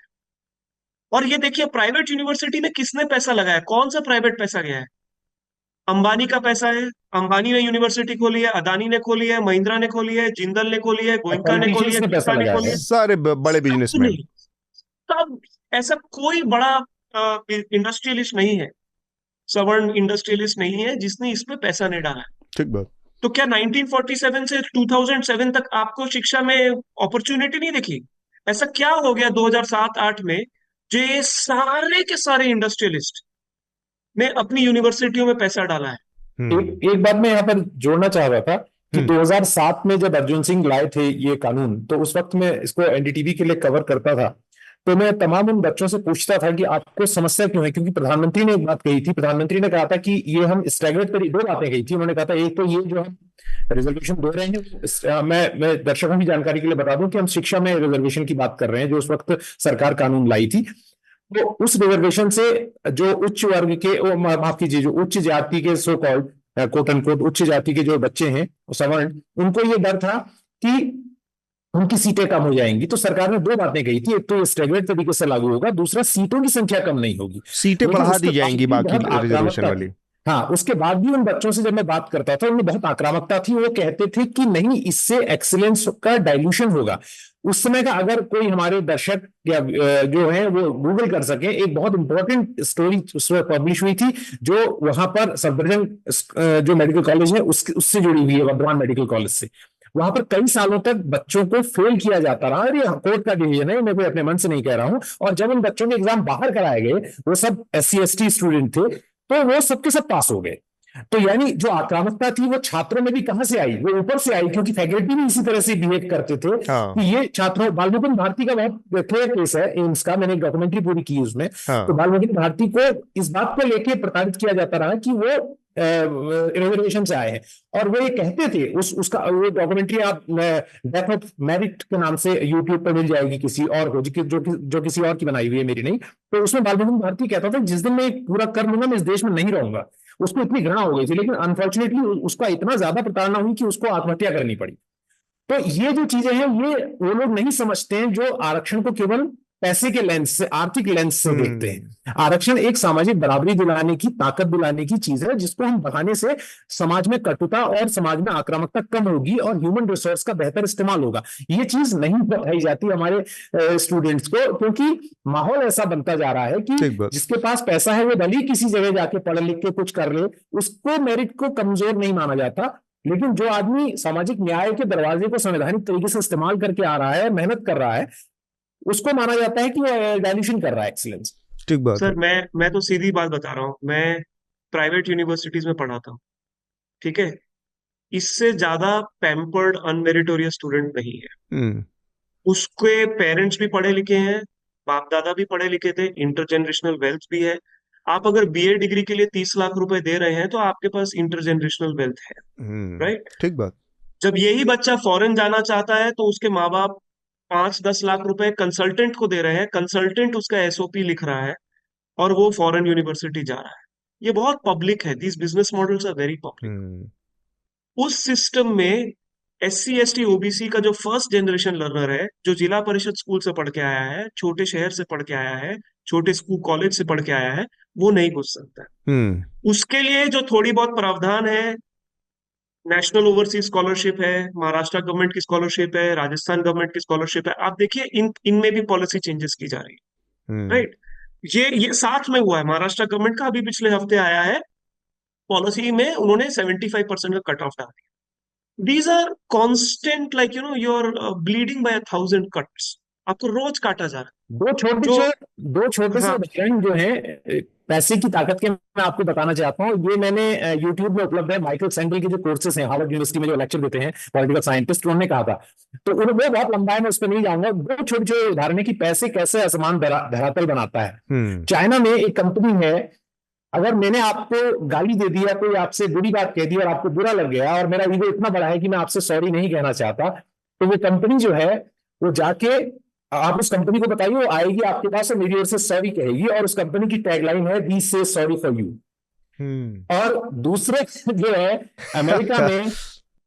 अमेरिका में जो है, अगर आपके पास पैसा है तो you can upgrade prison cell. आप जो जिस प्रिजन में सेल में रहते हैं, आप उससे बेहतरीन लग्जरी, जैसे आप होता है ना कि आपके पास पैसा है तो आप, पैसा नहीं है तो आप स्टैंडर्ड रूम में होटल में रहते हैं, पैसा है तो लग्जरी रूम में रहेंगे, AC रूम में या स्वीट भी ले सकते हैं। तो ये चीज है। तो इन चीजों का जो अभी रविकांत इशारा कर रहे हैं वो ये है कि असमानता जैसे जैसे बढ़ती जाएगी, सामाजिक न्याय में जो पीछे रह गए वो भी पीछे छूटते जाएंगे। तो इसलिए जरूरी है संवैधानिक अधिकारों का संरक्षण। ये तो मतलब साइकोलॉजिकली बहुत रिटार्ड टाइप लोग पैदा होंगे अगर किसी की और के लिए कोई सॉरी कहने लगे। हाँ रविकांत, आप कुछ कहना चाहिए? हाँ, मैं बस एक रैप अप करूंगा। जैसे कल्पना ने भी कहा कि जब वो NCERT टेक्स्ट बुक पढ़ती हैं, उसमें एक पर्टिकुलर टाइप की लैंग्वेज है। जोशी जी भी कह रहे हैं कि जब ये, अगर आप देखेंगे तो एक तरीके का तबका क्रिएट किया गया है, देयर इज एन इनइक्वालिटी, और कॉलेज कैंपस में यूथ में जहर भरा जा रहा है। इंडिया में ऐसा कोई भी स्कूल नहीं है, एलिट स्कूल, जहां पर टीचर आके बच्चों को समझा रहा है कि रिजर्वेशन क्या है। Reservation is a representation. जब अमेरिका में बराक ओबामा प्रेसिडेंट बनते हैं तो ये सवाल नहीं पूछा जाता है वो अमीर ब्लैक है कि गरीब ब्लैक है, वो ब्लैक है। पहले वो आए तो सही, फिर बाद में हम देखेंगे कि वो कहाँ के है, नहीं है, वॉटेवर, राइट। यहाँ रिप्रेजेंटेशन ही नहीं है, राइट। ऐसा कोई समझाता नहीं है। अब ये जो माहौल है, ये जो सिस्टम है, ये जो प्रणाली है, ये जो प्राइवेट यूनिवर्सिटी आई है, ये जो IB स्कूल आया है, और ये सब जो हो रहा है, ये ऑटोमेटिकली नहीं हो रहा। अब योगेंद्र यादव जी हैं, सुहास पलिक, इन्हीं के दोस्त लोग हैं जो अशोका यूनिवर्सिटी में जाते हैं। मैं ज्यादा नहीं कहना चाहूंगा, आप जाके चेक करें कि अशोका के फैकल्टी कौन है, राइट। कौन कौन सा तबका ऐसा है जो अशोका यूनिवर्सिटी में जाकर, या सोनी, मैं अशोका का नाम ऐसे नहीं लेना चाहता, बट लाइक इस टाइप की जो एलिट यूनिवर्सिटी है जहां पर 30 लाख 40 लाख रुपए का BA दे रहे हैं, वहां जाकर क्रिटिकल स्टडीज पढ़ाने वाला कौन सा फैकल्टी तबका है, आप जाके देखें। और वही फैकल्टी तबका दूसरे तरफ में आके बोलता है कि NCERT की टेक्स्ट बुक अब आपको क्या लेना देना, आप तो पढ़ाते भी नहीं NCERT टेक्स्ट बुक, राइट। जो बच्चा पढ़ता है NCERT टेक्स्ट बुक, आपका उससे लेना देना ही नहीं, आप तो निकल चुके हो उस पूरे चीज से। आपने ऐसी नेशनल एजुकेशन पॉलिसी में आप देखिए किसका कंसल्टेंट है। अब वो क्या बोल रहा है, नेशनल एजुकेशन पॉलिसी में ऐसी ऐसी चीजें हैं कि बच्चों को आप अपनी रीजनल लैंग्वेज में पढ़ाएं। हाँ तो तेलंगाना में जैसे मैं अभी हूँ, आप यहाँ पर उनको इकोनॉमिक्स तेलुगु में पढ़ाए, नहीं तो उनको इंग्लिश में सीख के फिर इंग्लिश में इकोनॉमिक्स सीखेंगे तो डिफिकल्ट होगा। तेलुगु में सीखेंगे तो अच्छी बात है। आप नौकरी दोगे तेलुगु वाले इकोनॉमिस्ट को? एग्जैक्टली बाद वाले इसके और वो, सेकंड एंड की हाँ, बात नहीं हो रही है कि उसके बाद नौकरी कहाँ मिलेगी इसको। नौकरी नहीं दोगे, नौकरी तो इंग्लिश में दी जाती है। आपका हिंदी पॉडकास्ट है, आप तो ये सबसे ज्यादा जानते होंगे। आप जाइए, आपका जब तक स्मूथ इंग्लिश नहीं है तो नौकरी नहीं देगी। तो ये तो रियलिटीज हैं, राइट? तो जो जो एनसीईआरटी का डायरेक्टर है, जो बीजेपी है, जो एजुकेशन मिनिस्ट्री, उनकी तो आइडियोलॉजिकल इश्यूज हमें पता है। जो ऑपोजिशन है, जो इसके अगेंस्ट क्रिटिकल है, मतलब वो खुद भी कितना एक अपने एक बबल में रह रहा है, उसे कोई आइडिया नहीं है, और लाखों लोगों की जिंदगी के साथ ये चल रहा है। विकास, आखिरी कमेंट आपका, फिर हम अगले विषय पर जाएंगे। हाँ, मैं जहाँ से कल्पना जी ने शुरू किया था वहाँ से शुरू करता हूँ कि मैंने अभी देखा थोड़ा सा वो बुक जिसका जिक्र हो रहा था, अयोध्या वाले पूरे वगैरह, और उसकी बाकी लैंग्वेज भी देखी, तो उसमें बार बार जो पॉलिटिकली कुछ खास शब्द इस्तेमाल होते हैं, अखंड भारत है ना, और लोकतंत्र की रक्षा और इस तरीके की, तो वो एक इनका कहना सही है कल्पना जी का कि बहुत ही महीन तरीके से वो ड्राफ्ट की गई है लैंग्वेज। उसको पढ़ेंगे आप तो आपको शुरुआत में ऐसा नहीं लगेगा कि कुछ भी गलत है, लेकिन जो बच्चा है उसके बाद जब वो जाएगा, और क्योंकि ये शब्द डे टू डे राजनीति में इस्तेमाल होंगे, बाद में और सारी चीज़ें होंगी, हम इनके कुछ और मायनों में समझते हैं, लेकिन बच्चा जब बड़ा होगा और उसने चीज़ें पढ़ी हैं और फिर वो राजनीति में इस्तेमाल होता देखेगा, तो वो उनसे निश्चित तौर पर अलग तरीके की मैसेजिंग उसको और जाएगी। वो बच्चे को, मतलब बच्चा जिस उम्र में है वहां पर उसको जब वो फ्लो में पढ़ रहा है कि 3 डोम का एक स्ट्रक्चर था जिसकी वजह से विवाद हुआ और फिर उसको हटाकर वहां पर बाबरी मस्जिद और सुप्रीम कोर्ट ने इसमें योगदान दिया, तो आपने बीच से इतनी सारी लेयर्स को गायब कर दिया कि वो उसका अपना दिमाग नहीं, उसको तो टीचर समझाता है, उसको तो वो बुक समझाती है, उसका वो जो शब्दावली है वो समझाती है कि भाई असल में क्या चीजें थी। तो जितना इलेबोरेट होगा, जितना तथ्यपरक होगा, उतना ज्यादा समझ में आएगा, और वरना वो सतही तौर से आगे निकल जाएगा और उसी से फिर अपनी थिंकिंग बनाएगा। जैसे आपने अभी जो जिक्र किया इसमें, ये 3 गुम्बद ढांचे का उसमें ये हिंदी में शब्द का जिक्र है, लेकिन हैरानी की बात यह है कि वहाँ मस्जिद लिखने की बजाय तो वो लिखा है, पर वहाँ मुसलमानों का नाम सीधा लिखा गया है। तो आप ये भी कह सकते थे कि अन्य समुदाय के लोगों को आपत्ति थी। अगर आप उसको मस्जिद नहीं बुलाना चाहते, ढांचा बुलाना चाहते हैं, तो डॉग विसल जिसको कहते हैं, हाँ। आप किसी एक को वो टारगेट भी करना है आपको, और आधी अधूरी जानकारियां भी देनी है इसमें। एनसीईआरटी के मसले पर काफ़ी दिलचस्प और लंबी बातचीत हुई हमारी। हम अगले विषय की तरफ बढ़ेंगे, उससे पहले कुछ हमारे सब्सक्राइबर्स के लेटर्स हैं, उनको मैं पढ़ना चाहूँगा। तो जो पहला लेटर है वत्सल ने लिखा, एक्चुअली 2 हफ्तों के लेटर इकट्ठा हो गए हैं, तो कई सारे हैं, और वत्सल के इसमें से 2 लेटर हैं, तो मैं जल्दी जल्दी पढ़ देता हूँ। सबसे पहले पूरी न्यूज़ लॉन्ड्री टीम को इस चुनाव में उनके सराहनीय प्रयास के लिए धन्यवाद, और एक बिग डब्ल्यू का मतलब क्या हुआ भाई? बिग डब्ल्यू लिखा हुआ है। अब ये थोड़ा सा कुछ ऐसे जेंजी वाली लैंग्वेज है जो मेरी समझ से बाहर है। अतुल, मनीषा और श्रीनिवासन के काम को मैंने काफ़ी फॉलो किया, इसलिए एक विशेष शाउट आउट। ये पत्र एग्जिट पोल आने के ठीक पहले लिख रहा हूँ, जब तक अगली चर्चा रिकॉर्ड कर रहा हूँ नतीजे सामने होंगे। इस पूरे चुनाव में देश के शीर्ष नेताओं ने जिस प्रकार सभी मर्यादाएं भंग की और जिस प्रकार के नकारात्मक विषैला राजनीतिक डिस्कोर्स बनाया गया, वो हम सब ने देखा। कई मौक़ों पर एक तरह की बेबसी महसूस हुई जब संवैधानिक रूप से सशक्त इलेक्शन कमीशन ने किसी भी तरह की नैतिकता नहीं दिखाई और इन्हें खुली छूट दी। सवाल यह कि यदि ये वैमनस्य भरा कैंपेन सफल हुआ और नरेंद्र मोदी सरकार एक बार फिर से बड़ा जनमत मिला, तो ये देश के सामाजिक और राजनीतिक भविष्य के लिए इसमें क्या संदेश मिलता है? क्या एक बार फिर से एक बड़ा बहुमत मिलने को जनता के टैसिट अप्रूवल की तरह देखा जाए इस घटिया प्रकार की शब्दावली और राजनीति के लिए?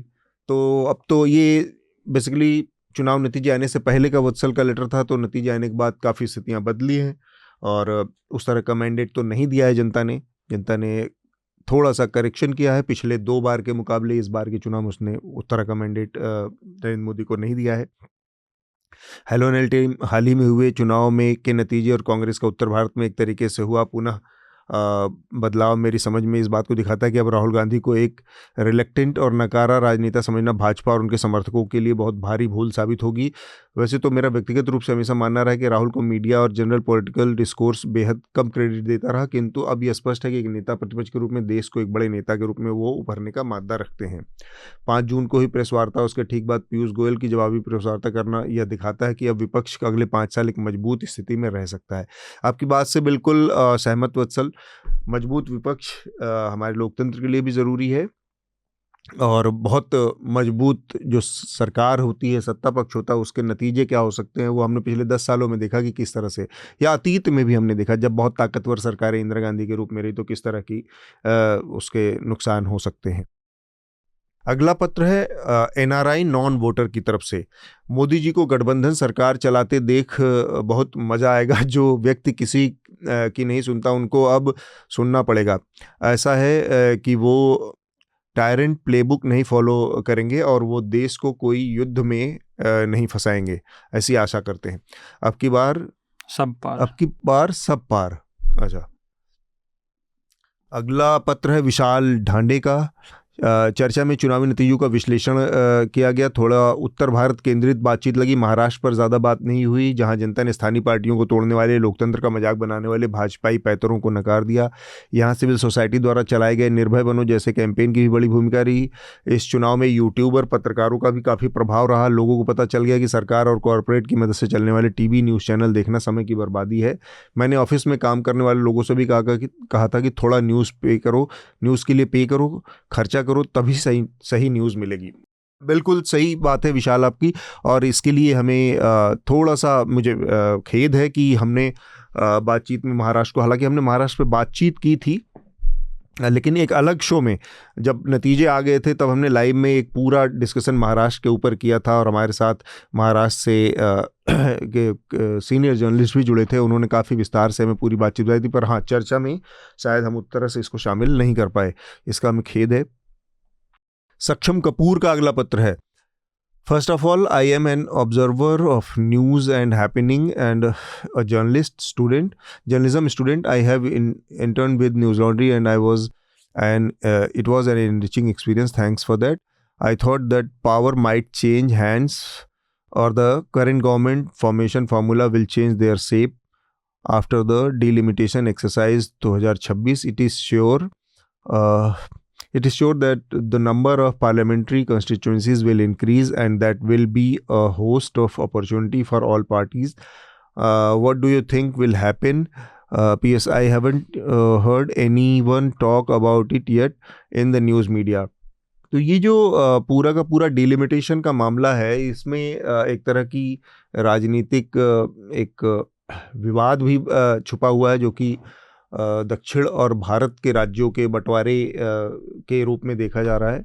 डिलिमिटेशन के नंबर्स जब जनसंख्या के आधार पर तय होंगे तब दक्षिण के राज्यों का एक बहुत बड़ा, और मेरा व्यक्तिगत रूप से मानना है कि उनका एक बहुत वैलिड जेन्युइन कंसर्न है कि उत्तर भारत के राज्य जो तमाम इंडाइसेस हैं, ह्यूमन इंडेक्स, मानव विकास सूचकांक भारत सरकार के हैं, उनमें बहुत पीछे खड़े हैं। उत्तर प्रदेश, बिहार, मध्य प्रदेश, उड़ीसा, बंगाल, इन सब की का परफॉर्मेंस बहुत ख़राब है बनिस्बत दक्षिण के राज्यों के।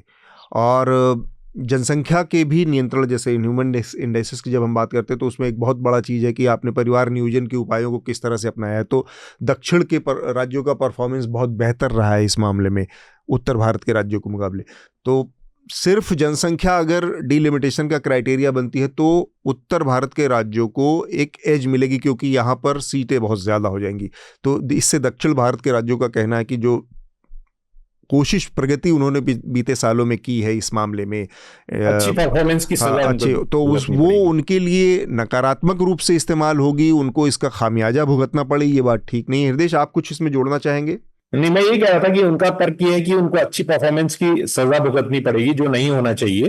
और दूसरी बात ये है कि इसमें जॉबरेज ने भी एक आर्टिकल लिखा है। उन्होंने कहा है कि अब सरकार को पहला काम ये करना चाहिए कि तुरंत ही उन्हें एक सेंसस जो अभी तक रुका हुआ है, जो 2021 में पूरा हो जाना चाहिए था, उसको करवाना चाहिए। और मैंने आर्टिकल पढ़ा नहीं है, मैंने सोशल मीडिया में सुना था, और ये भी कहा है कि 2030 तक ये डिलिमिटेशन को डिले करना चाहिए। तो इस कॉन्टेक्स्ट में अब चर्चा होनी शुरू हुई है और सरकार कितना सुनेगी ये बहुत महत्वपूर्ण है। लेकिन डिलिमिटेशन होने से पहले एक सेंसस होना और उसके तमाम आंकड़े आना, क्योंकि डेटा के मामले में हम बहुत कमजोर हैं, ये पिछले कुछ वक्त में साबित हुआ है, और लगातार डेटा की कमी जो है वो कई जो महत्वपूर्ण कदम उठाने में हमको अप्रभावी बना रही है। तो इस लिहाज से काफी महत्वपूर्ण है ये बात। ठीक बात है। विकास, आप कुछ जुड़ना चाहेंगे इसमें? जी, कुछ जो चिंताएं जाहिर की गई और जो बताया गया वो जायज़ हैं, लेकिन मुझे एक चीज़ जो इसमें लग रही है कि इस बार जिस तरीके से भारतीय जनता पार्टी का दक्षिण में प्रदर्शन रहा है, वहाँ से उनकी सीटें जुड़ी हैं, उत्तर भारत में कम हुई हैं। तो संभवतः जो पहले जो एक तरीके की थ्योरी दी जा रही थी कि वो इस तरीके से चुनाव होगा सीटों का और इस तरीके से बंटवारा होगा कि उनको फ़ायदा होगा, तो मुझे लगता है कि बीजेपी इस बारे में और सरकार जो है मौजूदा वो अब सोचेगी इस बारे में भी थोड़ा। ठीक बात है। राहुल भारद्वाज का अगला पत्र है। लंबे समय से सब्सक्राइबर हूं, पहली बार लिख रहा हूं, आशा हिंदी ठीक लिख पाऊंगा।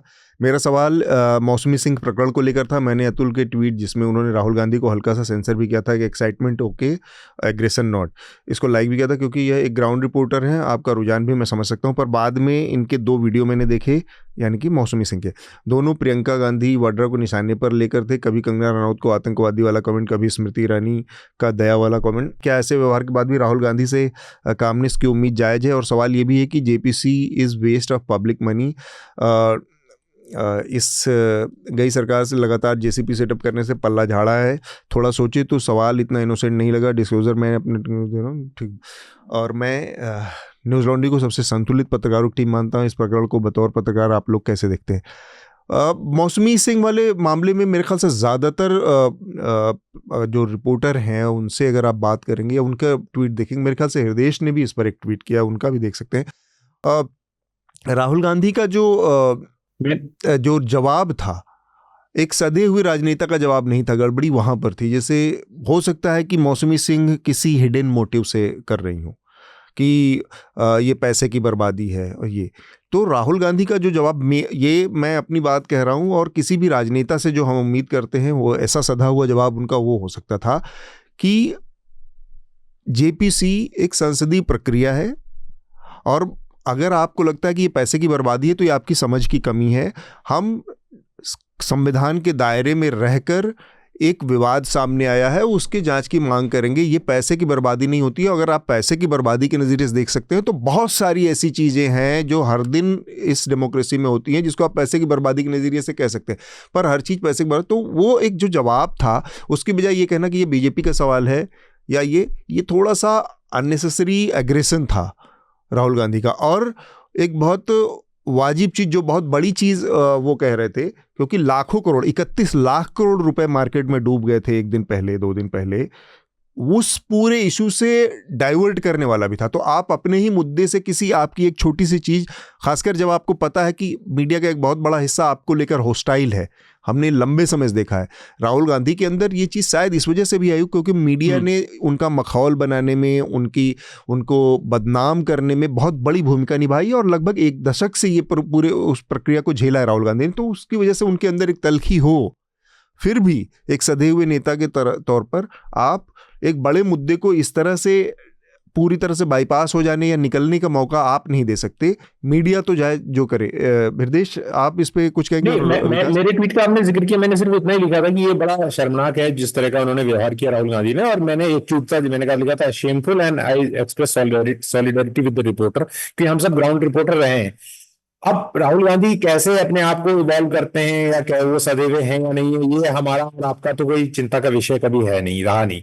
तो हम सिर्फ ये जान सकते हैं कि अगर किसी पत्रकार का कोई सवाल है तो उसको सीधे सीधे ये कहा जाना चाहिए कि ये सवाल जो है इसका कोई मतलब नहीं है, उसका जो भी जवाब दे। पर जिस तरह से उन्होंने कहा था कि आप यहाँ पर बैच पहन लीजिए, वो तभी इनकी उस हॉस्टिलिटी से जिसका आपने जिक्र किया, उस आक्रामकता जो मीडिया की उनके प्रति रही है, तो वो ऐसा लगा कि जैसे पॉलिटिक्स में या संवैधानिक बॉडीज में, ऑफिस में भी लोगों के आपस में एक दूसरे से रिश्ते अच्छे नहीं होते, लेकिन हम कहते हैं मिनिमम वर्किंग रिलेशन होता है कि साथ में पहन किया जाता है। तो वो स्पर ऑफ द मूवमेंट में उन्होंने जो किया उसकी आलोचना की जानी चाहिए थी। लेकिन मीडिया और सोशल मीडिया और ट्विटर का अक्सर यही है ना कि उसमें पूरी लड़ाई 2 दिन तक उसी बात पर चलती रहती है।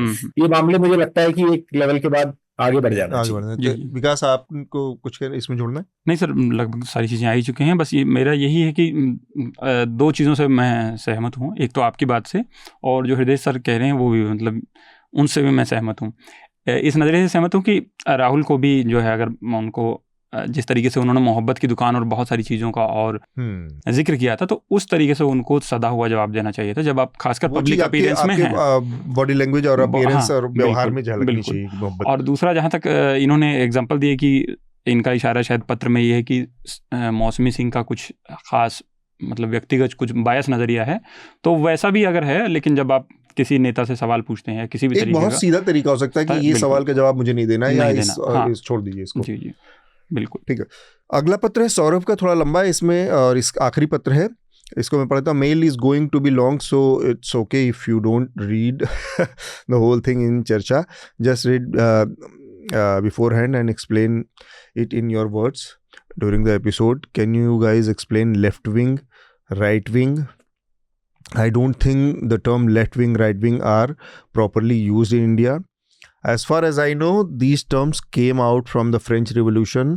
बिल्कुल ठीक बात कही आपने। और लेफ्ट विंग, राइट विंग, मतलब जब फ्रेंच रिवोल्यूशन की शुरुआत हुई तो उस समय जो बाईं तरफ बैठे थे वो जो विरोध कर रहे थे राज सत्ता का और मोनार्की का, वो बाएं तरफ बैठे थे, वो कम लोग थे संख्या में। और ये इस लिहाज से भी आप देखें तो दायां बायां आप देखेंगे तो बायां हमेशा मजबूत रहता है, शरीर का भी बायां हिस्सा अमूमन मजबूत रहता है, राजनीति का भी बायां हिस्सा पूरी दुनिया में देखें तो अमूमन ज़्यादा मजबूत पाया जाएगा, मौजूदा उसमें दाहिना हिस्सा बनिस्बत कमज़ोर पाया जाएगा। वहाँ पर भी वही स्थिति थी, कम लोग थे जो मोनार्की का विरोध कर रहे थे, लेकिन वहीं से ये कॉन्सेप्ट शुरू हुआ है।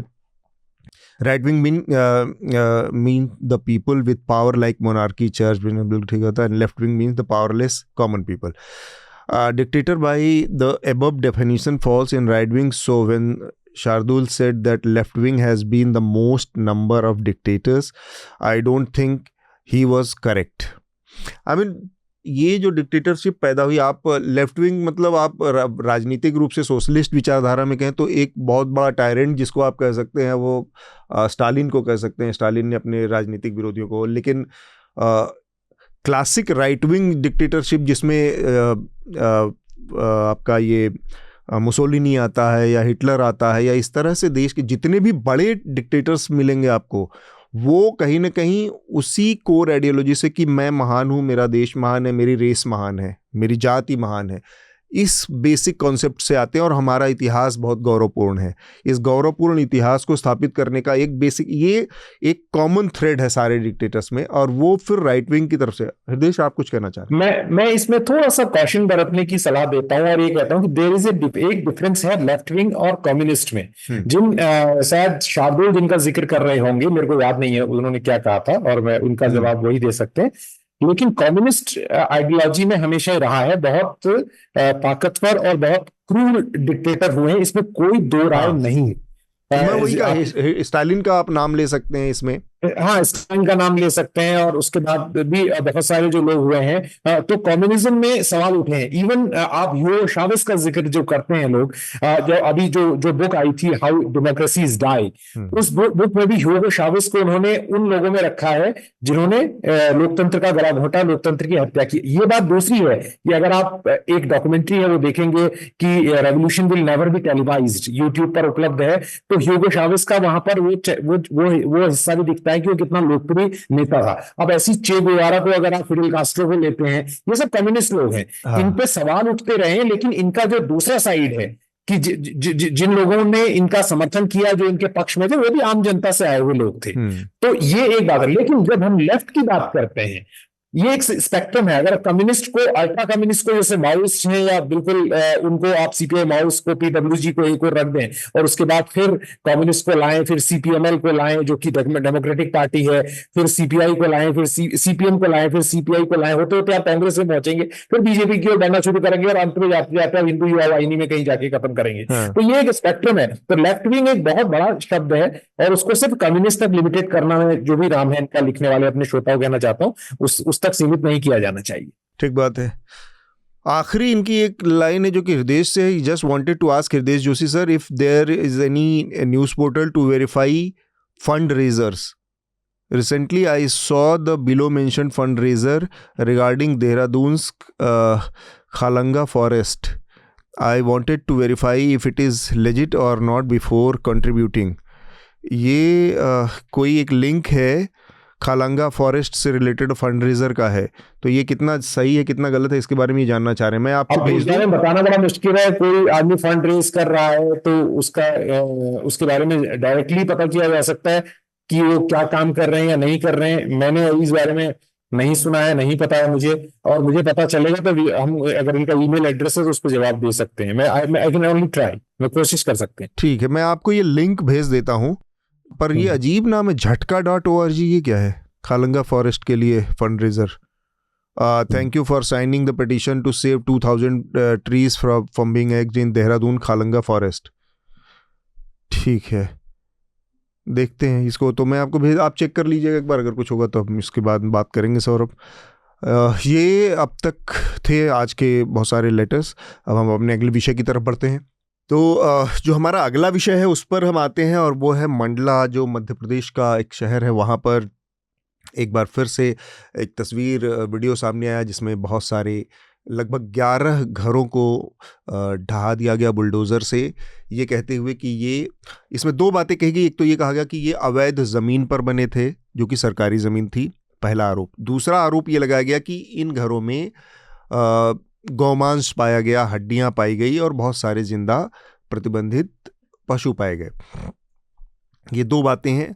गिराने के लिए अगर अवैध ज़मीन थी तो उसी ज़मीन पर 16 और घर हैं जो कि जस के तस अभी बाकी हैं, और वो दूसरे समुदायों के घर हैं, इसलिए उन पर शायद कार्रवाई नहीं हुई है। मुसलमानों के घर हैं, कुरैशियों के घर हैं 11 जिनको गिरा दिया गया, ज़मींदोज़ कर दिया गया। अब ज़मीन पर अवैध कब्जा था, गौमांस था, ये दोनों बातें प्रशासन एक साथ कह रहा है, तो उसकी अपनी बात में कितने कॉन्ट्रडिक्शन, इस पर हमें। इसी की तरह से मिलती जुलती एक खबर उत्तर प्रदेश के अम्बेडकर नगर ज़िले से आई, जहाँ पर एक मस्जिद को डिमोलिश किया गया और बहुत सारे घरों को अवैध बताकर बुलडोजर ने आए। तो मैं सबसे पहले प्रतीक हमारे साथ है, प्रतीक को से पहली जानकारी लेना चाह रहा हूं कि इस मुद्दे पर जो मंडला में हुआ है उसके क्या तथ्य, जो थोड़ी बहुत जानकारी हमारे पास आई है कि ये बात सच है कि वो चारागाह के तौर पर चिन्हित ज़मीन थी जिस पर ये घर बने हुए थे, लेकिन और दूसरी बात गौमांस था या नहीं, ये सारी चीज़ें जब फॉरेंसिक लेबोरेटरी से कहीं से तय होकर आती, अभी तक वो जानकारी नहीं आई है। तो किस आधार पर प्रशासन ने ये तय कर लिया कि वो गौमांस था ही या प्रतिबंधित जीव का मांस ही था? ये सारी चीज़ें हैं जो सवाल खड़ा करती हैं, और उस पर जवाब देने के लिए प्रशासन की तरफ से, मध्य प्रदेश सरकार की तरफ से कोई वो नहीं आया है। इसका बहुत जो लार्जर एक दिक्कत वाली बात है वो पूरे न्याय प्रक्रिया की इस देश में अंगूठे पर रखकर कोई कार्रवाई की जा रही है, और जिसमें सीधे सीधे बुलडोजर जैसी चीज़ें कि जिसका कोई फिर बाद में रिपरकशन उसका सुधारा नहीं जा सकता। जिस गलती को आप एक व्यक्ति का पूरा घरौंदा उजाड़ देते हैं, तब बाद में उसका क्या होगा? बाद में सपोज कोर्ट ने कोई फैसला दिया कि ये गलत बात है या ये पूरी प्रक्रिया गलत, बिना जांच प्रक्रिया के आप क्या इस तरह की कार्रवाई कर सकते हैं? इस सब पर भी सवाल है। प्रतीक, सबसे पहले आपसे मैं जानना चाहूँगा क्या मसला रहा मंडला में? सर, ये मंडला के पास एक भैंसावाई गांव है, ये वहाँ का मामला है। और एक्चुअली ये इसकी शुरुआत ऐसे हुई थी कि ये 15 तारीख को ये बेसिकली ये डेमोलिशन हुआ है पूरा। तो उससे कुछ 3-4 दिन पहले वहाँ पे एक डिटोरी करके गांव है, तो वहाँ पे एक जो ये छोटा वो आपे बोलते हैं ना जिसको, छोटा सा ट्रक रहता है, छोटा ट्रक, ऑटो कम ट्रक टाइप, तो उसमें वो एक बैल मतलब जो भी था उसको, जो पशु था उसको वो रस्सी से बांधा हुआ था, वो आगे चल रहा था, ये पीछे चल रहा था। अच्छा। तो वहाँ पे वो चाय वाले ने देखा, वहाँ पे उसने फिर वो उस चीज उनको रोका वोका, किधर लेके जा रहे हो ये सब। वहां से इसका एक्चुअल बवाल शुरू हुआ था। तो वो पता लगा उन लोगों से, जब जो गाड़ी के अंदर लोग थे तो उनसे बात की तो पता लगा कि वो भैंसावाई गाँव के। उसके बाद फिर ये पहले हुआ इंसिडेंट, वहाँ के लोकल लोग इकट्ठे हो गए, फिर ये मैटर वहीं पे मतलब कुछ हुआ नहीं आगे। उसके 4 दिन बाद वहां पे रेड पड़ती है पूरी, और फिर वो डेमोलिशन होता है। तो लेकिन डेमोलिशन होता है, उसके बाद जब पुलिस ने डेमोलिश किया तो वहां पे 16 घर ऐसे हैं जो पुलिस क्लेम कर रही है, जो गवर्नमेंट एडमिनिस्ट्रेशन क्लेम कर रहा है कि ये इलीगल मतलब ऑक्यूपेशन था बेसिकली। अच्छा। सरकारी जमीनों पे घर बनाए गए थे, लेकिन उन्होंने सिर्फ 11 घर ही तोड़े, बाकी 16 को छोड़ दिया। तो वहां की जो पुलिस लोकल पुलिस कहती है कि भाई जहाँ पे हमको बीफ मिला बेसिकली गौ मांस मिला, और यहाँ पे जो हड्डियां थी हैं जो भी है फ्रिजों में गौ मांस मिला, ऐसा बोला गया है। हाँ। तो वो घरों को हमने तोड़ा है, और जो बाकी हैं वहां पे हमें मिला नहीं, तो उनको हमने तोड़ा नहीं। लेकिन जो ये पुलिस का वर्जन है। जो एडमिनिस्ट्रेशन कहता है कि ऐसा कुछ नहीं था। जहाँ पे जो हमको इलीगल लगा हमने तोड़ दिया। जो रिमेनिंग हमने घर इसलिए तोड़े क्योंकि ईद का माहौल था, तो हम चाहते नहीं थे कि सेंटिमेंट, मतलब दोनों बातें उनकी कॉन्ट्रोडिक्टरी हैं बहुत इस मामले में। अब रही बात ये कि अब वो फैमिलीज, तो जो मतलब एक जन को अरेस्ट किया, बाकी लोग फरार हैं। अब फरार है, ये जो आपने बात बोली कि फॉरेंसिक वाली, हाँ। ये किसी को पता ही नहीं है कि मतलब वहाँ एक्चुअल में क्या था, कि वो बीफ था या वो मटन था या चिकन था या कुछ और था। हाँ। तो उसकी तो कोई जांच है नहीं। लेकिन मीडिया ने भी उसको, जो मतलब जनरली ऐसे मामलों में मध्य प्रदेश वैसे भी बुलडोजर के लिए बहुत ही ज्यादा बदनाम हो चुका है। मतलब यूपी में तो फिर भी शायद एक आध माफिया वाफिया का करते होंगे, एमपी में तो मतलब हमने पहले भी एक स्टोरी कवर की है लास्ट ईयर, जहां मतलब अगर 10 किलोमीटर दूर अगर कोई दंगा हुआ है, तो 10 किलोमीटर दूर जिसका घर है बेचारे का, मतलब उस दंगे से कुछ, वो गांव भी दूसरा है, तो उनके घर भी बुलडोजर से उड़ा दिए गए थे। तो यहाँ पे भी अभी जब तक ये पता नहीं चलता, ये एक बात और है कि ये गांव वैसे भी इनफेमस है बहुत, ये कैटल स्मगलिंग के लिए मतलब पहले से बोला जाता है कि इस गांव में एक 2016 में एक कांस्टेबल का मतलब हत्या हो गई थी। अच्छा। वारंट सर्व करने गए थे वहां पे वो, तो उनको मार दिया था वहां पे। तो कैटल ये स्मगलिंग को लेके मतलब वो गांव पहले से ही बदनाम है। अच्छा, ठीक तो मतलब बोला जाता है कि हाँ भैया यहाँ पे ये गौ तस्करी करते हैं वगैरह तमाम चीजें। लेकिन अचानक से अभी ये जो जिस तरीके से मामला उठा है, अब ये बोल रहे हैं कि गाय का है, अभी कुछ उसकी जांच भी नहीं हुई है, कुछ हुआ है नहीं तो हुआ। इस मामले तो में वो एक अलग चीज़ है। मुख्यमंत्री के, मध्य प्रदेश के मुख्यमंत्री का भी कोई बयान आया है क्या? उन लोगों का क्या कहना है? वो मतलब जो सरकार का तो ये कहना है कि भाई इस तरीके का मतलब वो वैसे भी एमपी में तो वैसे भी जो गौ तस्करी को लेके बहुत स्ट्रिक्ट रूल्स हैं। वहाँ पे एक्चुअली इसको लेके उम्र कैद तक की सजा है एमपी हाँ। में। तो वो गवर्नमेंट का वही स्टेटमेंट है कि बिल्कुल जो अनुचित है, जो इस तरीके की, उन पर कड़ी कड़ी कार्रवाई हो। और इस बात पर कोई चर्चा नहीं हो रही है कि लोगों के घर गिरा दिए गए हैं बिना जांच पड़ताल के, ये नहीं होना चाहिए था, इसका खामियाजा या इसकी कुछ? उसमें गवर्नमेंट का एक ही स्टेटमेंट रहता है कि वो इलीगल, वो सरकारी जमीन पे। कल्पना? हाँ, मैं पढ़ रही थी ओवैसी जो है वो इस मुद्दे को उठाए हैं, और if I am not wrong Mohan Yadav और ओवैसी के बीच में कुछ बैंटर हुआ है इसको लेकर। ओवैसी ने कहा है कि चुन के घरों को गिराया गया है। मार्क टारगेट किया गया है। टारगेट किया गया है। मैं ऐसा कल पढ़ रही थी, तो वो चीज तो चल रही है। तो मुझे एक्चुअली एक लार्जर कॉन्टेक्स्ट में इसमें दिखाई देता है एक तो गाय प्रेम जो मध्य प्रदेश का रहा है सदैव से, और दूसरी बात जो है बुलडोजर न्याय। तो गाय को अगर लेकर जैसे एक चीज मैं पूछूं कल्पना आपसे कि गाय से और मनुष्य से, इन दोनों प्रेम में मध्य प्रदेश वालों को किससे ज्यादा प्रेम है? तो अगर मैं हरिशंकर परसाई की मानूं तो गाय आगे निकल जाएगी। गाय आगे निकल जाएगी। वो मेरा रिकमेंडेशन होगा इस कार्यक्रम के एंड में, उनका जो व्यंग्य उन्होंने लिखा है। Right. Anyways, so the thing is कि ये मतलब जितना इनोवेशन और क्रिएटिविटी एमपी सरकार गाय को बचाने के लिए कर रही है वो बेमिसाल है। मतलब काऊ कैबिनेट बनाई 2020 में शिवराज सिंह चौहान ने, और काऊ कैबिनेट इज मतलब मैं डिप्लोमैट में भी आई है वो स्टोरी, वो इतनी अनोखी थी। और उसमें मैं आपको बताती हूँ कि उन्होंने कैबिनेट में कौन कौन सी चीजों को शामिल किया है। 6 मिनिस्ट्रीज उसमें है, home, revenue, animal husbandry, agriculture, panchayat and forest. अच्छा। ये उस काउ कैबिनेट के भीतर हैं, और उसके अंदर किस तरीके से वो गाय का कल्याण होगा और किस तरह गाय को अभी जनवरी 2024 में ये तय किया गया कि गाय जो उनके जो शव मिलते हैं उसको रिस्पेक्टेबल तरीके से उनका दाह संस्कार किया जाए।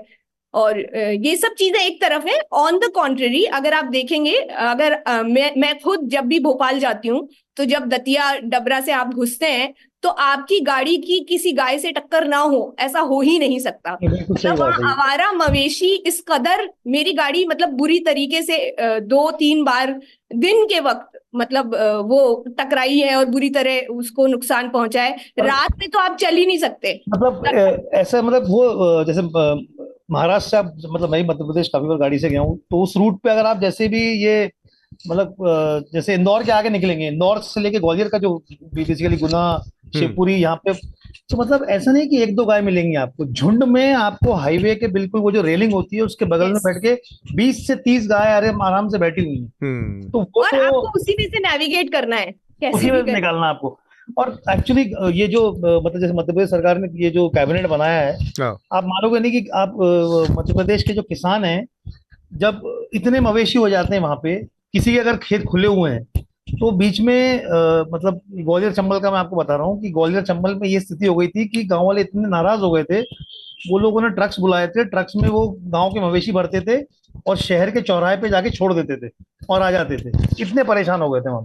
तो अगर ये लोग इतने परेशान थे, ये चीजें तो आपको मौका देती हैं कि भाई आप अगर ये बेसिकली पॉलिसी डिसीजन है, ये पॉलिसी डिसीजन से पैदा हुई क्राइसिस है। अब आपके सामने दो मौके हैं, पिछले 5 महीने में 2 मौके मिले और दोनों मौकों पर आपने उसी विकल्प को चुना है 100% मत देके, जो इस पॉलिसी डिसीजन, जो इस त्रासदी के लिए जिम्मेदार है। तो हम कैसे माने कि आपके अंदर इसको लेकर परेशानी, दिक्कत या गुस्सा है या कुंठा है? कल्पना? तथ्य, again I would like to quote Parsai ji कि तथ्य और भावना दोनों में फर्क है। तथ्य तो तथ्य है, लेकिन भावनाएं अलग हैं, और वो सब अक्सर उनका कॉन्फ्लिक्ट होता है, लेकिन हम वही करते हैं जो हमसे। और toxic positivity, again as I said, वो भी है, बहुत सारी एलिमेंट्स हैं। लेकिन मैं आपको बताना चाहूंगी कि इसका एक सेंसस हुआ, एनिमल सेंसस, और मध्य प्रदेश में 2013 में जितने स्ट्रे कैटल्स थे, 2018 में उसमें ऑलमोस्ट 95% इंक्रीज हुआ है। मतलब 8,40,000 स्ट्रे कैटल्स, मतलब आवारा मसीहा कह रही हूँ, आवारा मवेशी जो है वो सड़कों पे घूम रहे हैं, जो कि 95% इंक्रीज है 2013 से। सो जो आयरनी, और जो कह लीजिए जो सरकार की जो नीयत है काउ कैबिनेट बनाने की, एट द सेम टाइम गाय बढ़ती जा रही हैं, और वो बहुत कुछ, और इधर जो चल रहा है बुलडोजर वाला, उसके जरिए गाय को न्याय दिलाने की जो कोशिश है, ये बहुत गडमड है सब कुछ। और मुझे नहीं पता कि अब शिवराज सिंह चौहान तो चले गए हैं, उनका काफी इसमें योगदान था गाय को लेकर, लेकिन मोहन यादव थोड़े एग्रेसिव हैं। उन्होंने, आपको याद होगा, आते ही अगले दिन कहा था कि मीट बैन का एक उन्होंने फरमान सुना दिया था।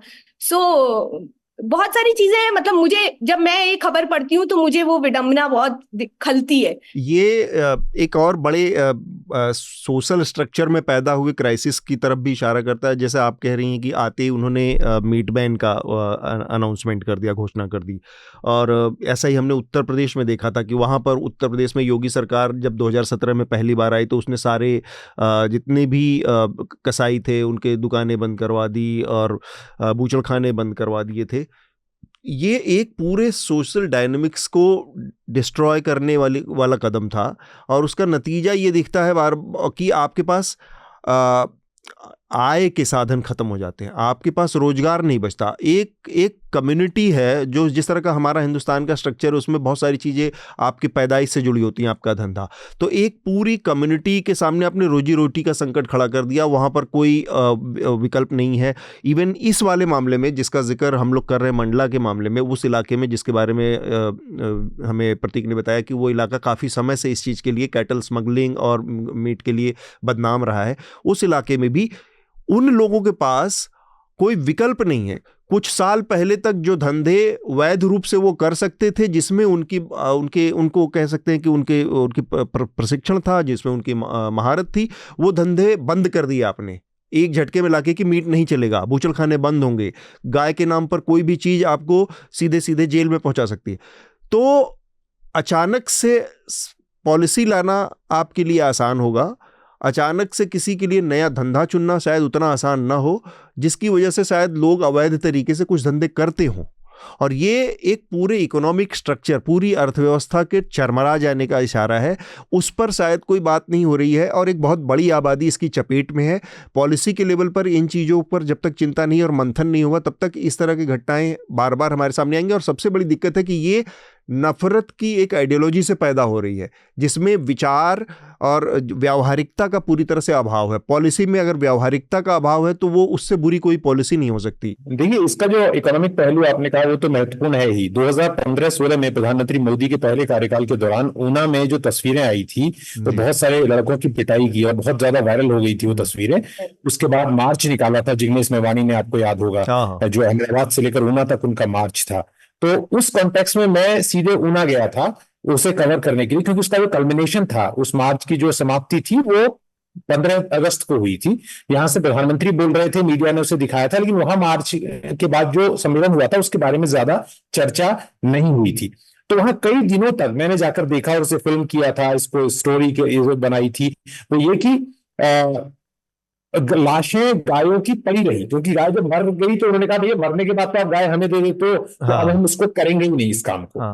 तो क्योंकि मरने के बाद भी गाय का बड़ा उपयोग है और उससे कई सारी उसकी जो शरीर के जो हिस्से हैं उनसे इकोनॉमी का ऊना वाली घटना ही इसी चीज से केंद्रित थी ना, कि एक मरी हुई गाय की खाल उतारते हुए लोगों को पकड़कर पीटा गया, तो उन्होंने कहा कि हम मरी हुई गाय भी नहीं उठाएंगे। मेरे को याद नहीं आता, वहां आदिवासी इलाकों में उन्होंने एक नारा दिया था, उन्होंने कहा था कि गाय का दूध तो आपका है, लेकिन उसके जो मतलब मरने के बाद जो शरीर के हिस्से हैं उसके लिए उन्होंने एक्सप्लेटिव यूज किया था, वो हमारे हैं ऐसा नहीं चलेगा कि अगर गाय मरने के बाद स्किन करने के लिए आप हमें देते हो तो उसके बाद उससे पहले अगर कोई घटना होती है तो उस पर आप इस तरह का व्यवहार हमारे साथ नहीं कर सकते। ये तो हिस्सा है, लेकिन इसमें ये हम कहीं पर भी नहीं कह रहे हैं, मैं बाकी पैनलिस्ट की ओर से भी इस बात को कह सकता हूं कि कानून जो है उसका उल्लंघन करने की बात हम यहाँ उकसावा नहीं कर रहे हैं। मैं जो जिस बात को लेके आना चाहता हूं कि जाति से बटे हुए समाज में हिंदुओं को एकजुट करने का गाय जो है उसके चारों ओर राजनीति होती रही है। ज्ञानेंद्र पांडे का जो आर्टिकल है, मैं उस हिस्टोरियन का सही नाम ले रहा हूं, ज्ञानेंद्र पांडे, तो उनका रैलिंग राउंड द काउ जो मिल जाएगा इंटरनेट में, उन्होंने लिखा था। और 1870 और 80 के आसपास आर्य समाजियों ने जो है इस बात को काउ मूवमेंट को बढ़ावा दिया था, इस बुराई को रोकने के लिए, ये मानते हुए कि गोहत्या नहीं होनी चाहिए। और 1893 के आसपास इसके अगेंस्ट लोगों की जो पिटाई है, उनके खिलाफ हिंसा है, उसको जस्टिफाई तक किया जाने लगा और उसको छूट दी जाने लगी। इस तरह की घटनाएं शुरू हुई। उसके बाद महात्मा गांधी ने कहा, जब महात्मा गांधी भारत के राजनीतिक परिदृश्य में आए तो उन्होंने हिंदू और मुसलमान दोनों को साथ लाने के लिए उनके कई सारे नारे थे। इनमें थे, एक वो कहते थे कि हिंदू मुसलमान की जय, दोनों ही कम्युनिटी एक साथ बोले। और हिंदुओं से उन्होंने अपील की थी कि अगर मुसलमानों से अपील की थी कि आप जो है गाय खाना अगर आपके भाइयों को, हिंदू भाइयों को बुरा लगता है तो न करें। तो इस चीज पर चर्चा करने का एक गांधी का तरीका था, एक तरीका ये है। और मुझे लगता है हिंदुस्तान में जो बीफ खाते हैं वो बहुत सारे हिंदू भी खाते हैं, बहुत सारे राज्यों में खाया जाता है, और बहुत सारे मुसलमान ही जो नहीं खाते, वो मीट भी नहीं खाते, ऐसे भी लोग हैं, ऐसी भी। तो इस तरह की अगर हम चीजों को बताएं, और जैसे व्यंग बताया जा रहा था हरिशंकर परसाई का, तो वो जो साहित्य की चर्चा है, पढ़ाई की चर्चा है, जो इससे पहले हमने किया, उस चीज को वाइब्रेंसी में अगर हम डेवलप करते हैं तो अगर इस चीज को रोका जा सकता है। लेकिन सरकार जब बुलडोजर लेकर पहुंच जाती है और चुनाव के दौरान किसी मुख्यमंत्री को बुलडोजर बाबा कह के बोलने लगते हैं लाइव टेलीविजन में, और उसको बुलडोजर पर खड़े होकर पीस टू कैमरा करने लगते हैं, तो उससे पता चलता है कि we are gone too far down the line. हम लोग बहुत ज्यादा संविधान की तो कोई परवाह ही नहीं कर रहे हैं। गाय को मारना अगर कानून है तो संविधान के खिलाफ है, लेकिन किसी के घर को गिराना भी संविधान में नहीं लिखा है, एक ड्यू प्रोसेस को फॉलो करना है। और ये बात जो सार्वजनिक स्तर पर बोल रहे हैं पत्रकार, लेखक, उनकी जिम्मेदारी और ज्यादा हो जाती। बिल्कुल। प्रतीक, आप जाने वाले हैं, आपको जाना है, थोड़ा सा आप आखिरी बात कुछ कह रहे थे, उसको पूरा करके फिर आप जा सकते हैं। हाँ सर, मैं ये बोल रहा था कि मतलब वो ऐसा एक माहौल ऐसा क्रिएट हो गया कि जैसे जो भी कैटल स्मगलिंग है या स्लॉटरिंग भी है, तो इसमें ऐसा नहीं है कि सिर्फ मुस्लिम्स ही इन्वॉल्व हैं, और भी कम्युनिटी के लोग इसमें इन्वॉल्व रहते हैं। लेकिन जब बात जैसे मुसलमान आ जाता है उसमें, तो वो फिर बुलडोजर वाली बात पहुंच जाती है। अदरवाइज ना ही बुलडोजर जाते हैं, ना ही कुछ जाते हैं। एक स्टेटमेंट देना चाहती है गवर्नमेंट कि हाँ हम ये, तो मतलब कार्रवाइयों में जो प्रशासन है, जो सरकार है, जो सत्ता है, उसका रवैया दोहरा है। हाँ बिल्कुल, मतलब उसमें भी वो मतलब रिलीजन वाला पूरा एंगल आगे आ जाता है। मतलब उनको इससे मतलब नहीं है कि रोड पे गैया मर रही बेचारी, मतलब ट्रक उड़ा के जा रहा है या उसको क्या कर रहा है, या वो उसकी लाश पड़ी है, भूखी मर रही है, वो पत्नी खा रही है, उससे कोई उसको मतलब नहीं है। उनको मतलब आ जाता है जब बस मुसलमान दिख गया तो बस उसमें आ गया ये। हाँ, तो ये बगौत्या हो गई वाली बात है। कल्पना, आप कुछ कहना चाह रही हैं? हाँ, मैं ये कह रही थी, also there is a lot of confusion जो ये जब कार्रवाई करते हैं ना ये लोग, तो इन पे भी मुझे थोड़ी दया आती है, क्योंकि अगर आप रिपोर्ट पढ़ेंगे तो जो एसपी है वो कलेक्टर कह रही है कि नहीं हम पहले से ही नोटिस दिए हुए थे, इनका तो घर डहाना ही था, इलीगल था, मैं इंडियन एक्सप्रेस में मैंने पढ़ा ये। और जो एसपी है वो कह रहे हैं कि नहीं ये तो रेवेन्यू डिपार्टमेंट तय करता है and this action is taken, ये कार्रवाई की गई है बिकॉज इनके घर से गोमांस मिला है। तो जिसे कहते हैं ना एक अफरा तफरी की एक ऐसे कुछ मिला है और हमको करना है, तो वो जब आप उस रिपोर्ट को पढ़ रहे हैं तो वो कॉन्ट्रडिक्शन आपको दो अफसरों के ही बयानों में, कलेक्टर कुछ कह रही है और एसपी कुछ कह रहा है, वो काफी इंटरेस्टिंग दिखता है, मतलब पूरे इस केस को समझने के लिए। मतलब मध्य प्रदेश में जो बुलडोजर का जो पिछले हम सालों में देखा है, जो जब से शुरू हुआ, पहले तो नहीं था। तो जब वो हुआ तो उसके बाद मतलब प्रधानमंत्री आवास योजना के तहत जो घर मिले हैं वो तक उड़ा दिए उन्होंने। तो अब उससे ज्यादा क्या उसमें, मतलब उसमें कोई वो एक्सप्लेनेशन या उसको जस्टिफाई करने की उनको जरूरत नहीं है। उनको लगता है कि ये घर तोड़ना है तो वो तोड़ देंगे, भले ही वो 20 किलोमीटर दूर मतलब दंगा हुआ वहां से 20 किलोमीटर दूर हो, या वहां पे कुछ ऐसा कांड हुआ या नहीं हुआ, उनका मन करता है तो वो तोड़ देते हैं, नहीं मन करता तो नहीं। मतलब बहुत ही आर्बिट्रेरी मनमाना तरीका है। बहुत बहुत। रविकांत, आप इस मसले पर बहुत देर से आपने सुना सबको, आप अपनी बात रखें।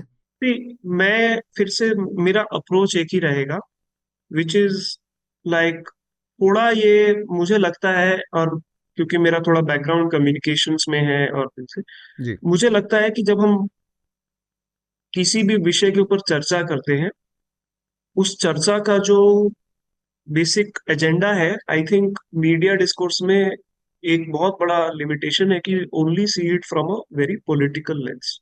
पॉलिटिकल तो मुद्दा है ही, वी नो दिस। हाँ। 2024 है, पिछले 10 साल से हम यही बात कर रहे हैं।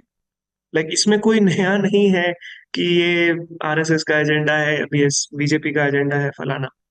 आई थिंक जो कल्पना ने कहा, जो प्रतीक भी कह रहे थे, I think somewhere it has to be seen as a एक तरीके का स्ट्रक्चरल प्रॉब्लम खड़ा हो चुका है, जहां रूल ऑफ लॉ जो है हैज बीन टोटली डिसमेंटल्ड। ठीक है, अब इसको टॉलरेट किया जा रहा है क्योंकि एक बहुत बड़ा समाज का तबका है जो कहीं ना कहीं इस एजेंडे से बहुत सहमत है कि जो मुस्लिम तबका है उसे दबा के रखा जाए, उसे परसिक्यूट किया जाए, तंग किया जाए, हरास किया जाए उसकी। और एक तरीके से आप देखें कि ये एक कास्टिस्ट समाज का मेथड ऑफ एक्सक्लूजन यही है। ठीक बात। आपके साथ खाना, रहना, आपकी नौकरी, हर चीज में एक उन्होंने सेपरेशन लाने की कोशिश की है, और ये बहुत एक लेवल तक सक्सेसफुल हो भी गया है। लेकिन ये जो अभी जैसे बोल रहे हैं किसी का भी घर तोड़ देंगे, कोई कर देंगे, जैसे कल्पना भी बोल रही थी कि वो जो वहां के जो जो एडमिनिस्ट्रेशन है उनको अब ऐसे कांड हो गया, अब वो दौड़ रहे हैं कि इसको कैसे हम जस्टिफाई करें, कैसे ये करें। एक्चुअली जो पिछले 10 साल में हमने स्पेशली देखा है, इंडिया में हमेशा से कल्चर था, बट 10-12 साल से हम ज्यादा देख रहे हैं, एक low level grassroot political entrepreneur तैयार हो गया है। आप उसको पॉलिटिकल एंटरप्रेन्योर ही बोल सकते हैं। वो लोकल कोई एक थोड़ा सा गुंडागर्दी में है, उसको थोड़ा अपना नाम बनाना है, दबदबा बनाना है। एंड आप एक कॉम्पिटिटिव पॉलिटिकल इन्वायरमेंट में अपना दबदबा कैसे बनाओगे? By doing something extreme, right? तो एक अजीब सी कंपटीशन, पॉलिटिकल कंपटीशन है, जब एक विच इज कौन सबसे ज्यादा एक्सट्रीम बन सकता है, राइट? तो ये एक रेस इसने शुरू कर दी है। लाइक बुलडोजर एक बार इंट्रोड्यूस किया, अब वो टेम्पलेट बन गया है। हाँ, राइट? तो एक एक करके अब वो एक्सट्रीमनेस जो है वो टेम्पलेट बनता जाएगा, आप इसको डीएस्केलेट नहीं कर सकते। और ये एक बहुत बड़ा प्रॉब्लम है, because this is how societies become lawless. ये हिंदू मुस्लिम से बड़ा मुद्दा है, मतलब मुसलमान समाज के लिए तो मतलब देयर इज नथिंग न्यू हम इस पे बोल सकते हैं, वो तो हमको मालूम है, वो तो हो रहा है, दिख रहा है, हो रहा है। पहली बार जब काउ लिंचिंग हुई थी, आई थिंक अखलाक का जो हुआ था, केस आया था, हाँ, तब वो शॉकिंग था कि लाइक ये कैसे हो गया है। फिर वो टेम्पलेट बन गया, और इस कदर टेम्पलेट नॉर्मलाइज हो गया कि अब इसके ऊपर लाइक अब इस पे रिपोर्ट जो आती है मीडिया में, अगर आप देखेंगे पिछले 6 महीने में 50 केस है, अब वो कलेक्टिवाइज हो गए, अब वो इंडिविजुअल स्टोरी नहीं रही। तो आई थिंक एक लॉ एंड ऑर्डर के लेंस से भी अगर हम इसको देखें, द ब्रेकडाउन ऑफ मशीनरी हो गया है। जो आपका एडमिनिस्ट्रेशन है वो इस कदर इस तरीके से हेल्पलेस हो चुका है कि मतलब ये बहुत डेंजरस साइन है। और Muslims are a very are not a very small section of society. ठीक बात। आप इस कदर आप एक समाज को आप आइसोलेट करे जा रहे हो, और ये इस टाइप के हाँ, इंसिडेंट्स। और लगातार अदर अगेन एक चीज तो है नहीं, कलेक्टिवली है ना। आप एक तरफ में काउ लिंचिंग का देख रहे हैं केस, दूसरी तरफ बोल रहा है उनसे सब्जी मत खरीदो, फल मत खरीदो। वो बड़ौदा में वो बिल्डिंग कॉम्प्लेक्स में रहने गई, वो बेचारे उसको नहीं बोल रहे रहने नहीं, देना इसको है। यहाँ से निकाल दो। तो आप ऑप्शन क्या छोड़ रहे हो एक उनके समाज वोटर, में? मुस्लिम वोटर के पोलिंग बूथ पे वोट लाठी चार्ज कर दो। वोट, हाँ, लाठी चार्ज कर मतलब रहे ये हो सारी आप वो हैदराबाद में यहाँ पर वो जो कैंडिडेट थी वो बुरखा में देख रही है कि आप कौन हो, नहीं आए हो वोट देने। तो आप ऑप्शन क्या छोड़ रहे हो फिर? Right, and this is a serious question for a democracy. Like communal तो है ही इशू, इस्लामोफोबिया का तो इशू है ही, बीजेपी का इशू है ही, बट स्ट्रक्चरल पॉइंट ऑफ से अगर हम देखें तो मतलब there is a much deeper question left here. Vikas, ji. आखिरी आपका ये मंडला वाले मसले पर आपकी कमेंट्री, और फिर हम इसके बाद जी आगे बढ़ेंगे चर्चा के। सर, ये तो है ये कि पूरा मामला जो है ये इमोशंस का है, इमोशनल मामला है पूरा एक किस्म से, गाय वाला। मध्य प्रदेश, ये आपका जो राज्य है हरियाणा भी बहुत जी, जी। बदनाम रहा है हाँ, हाँ। मतलब गाय वहाँ के नाम कानून पर है, हत्याओं वहाँ भी को कानून है। लेकर। इसीलिए मैं कह रहा हूँ सर, ये बार-बार जो है कि ये इमोशनल मामला है, और इसका इमोशनल मामले का कोई रैशनल सॉल्यूशन तो होता नहीं एकदम से कि।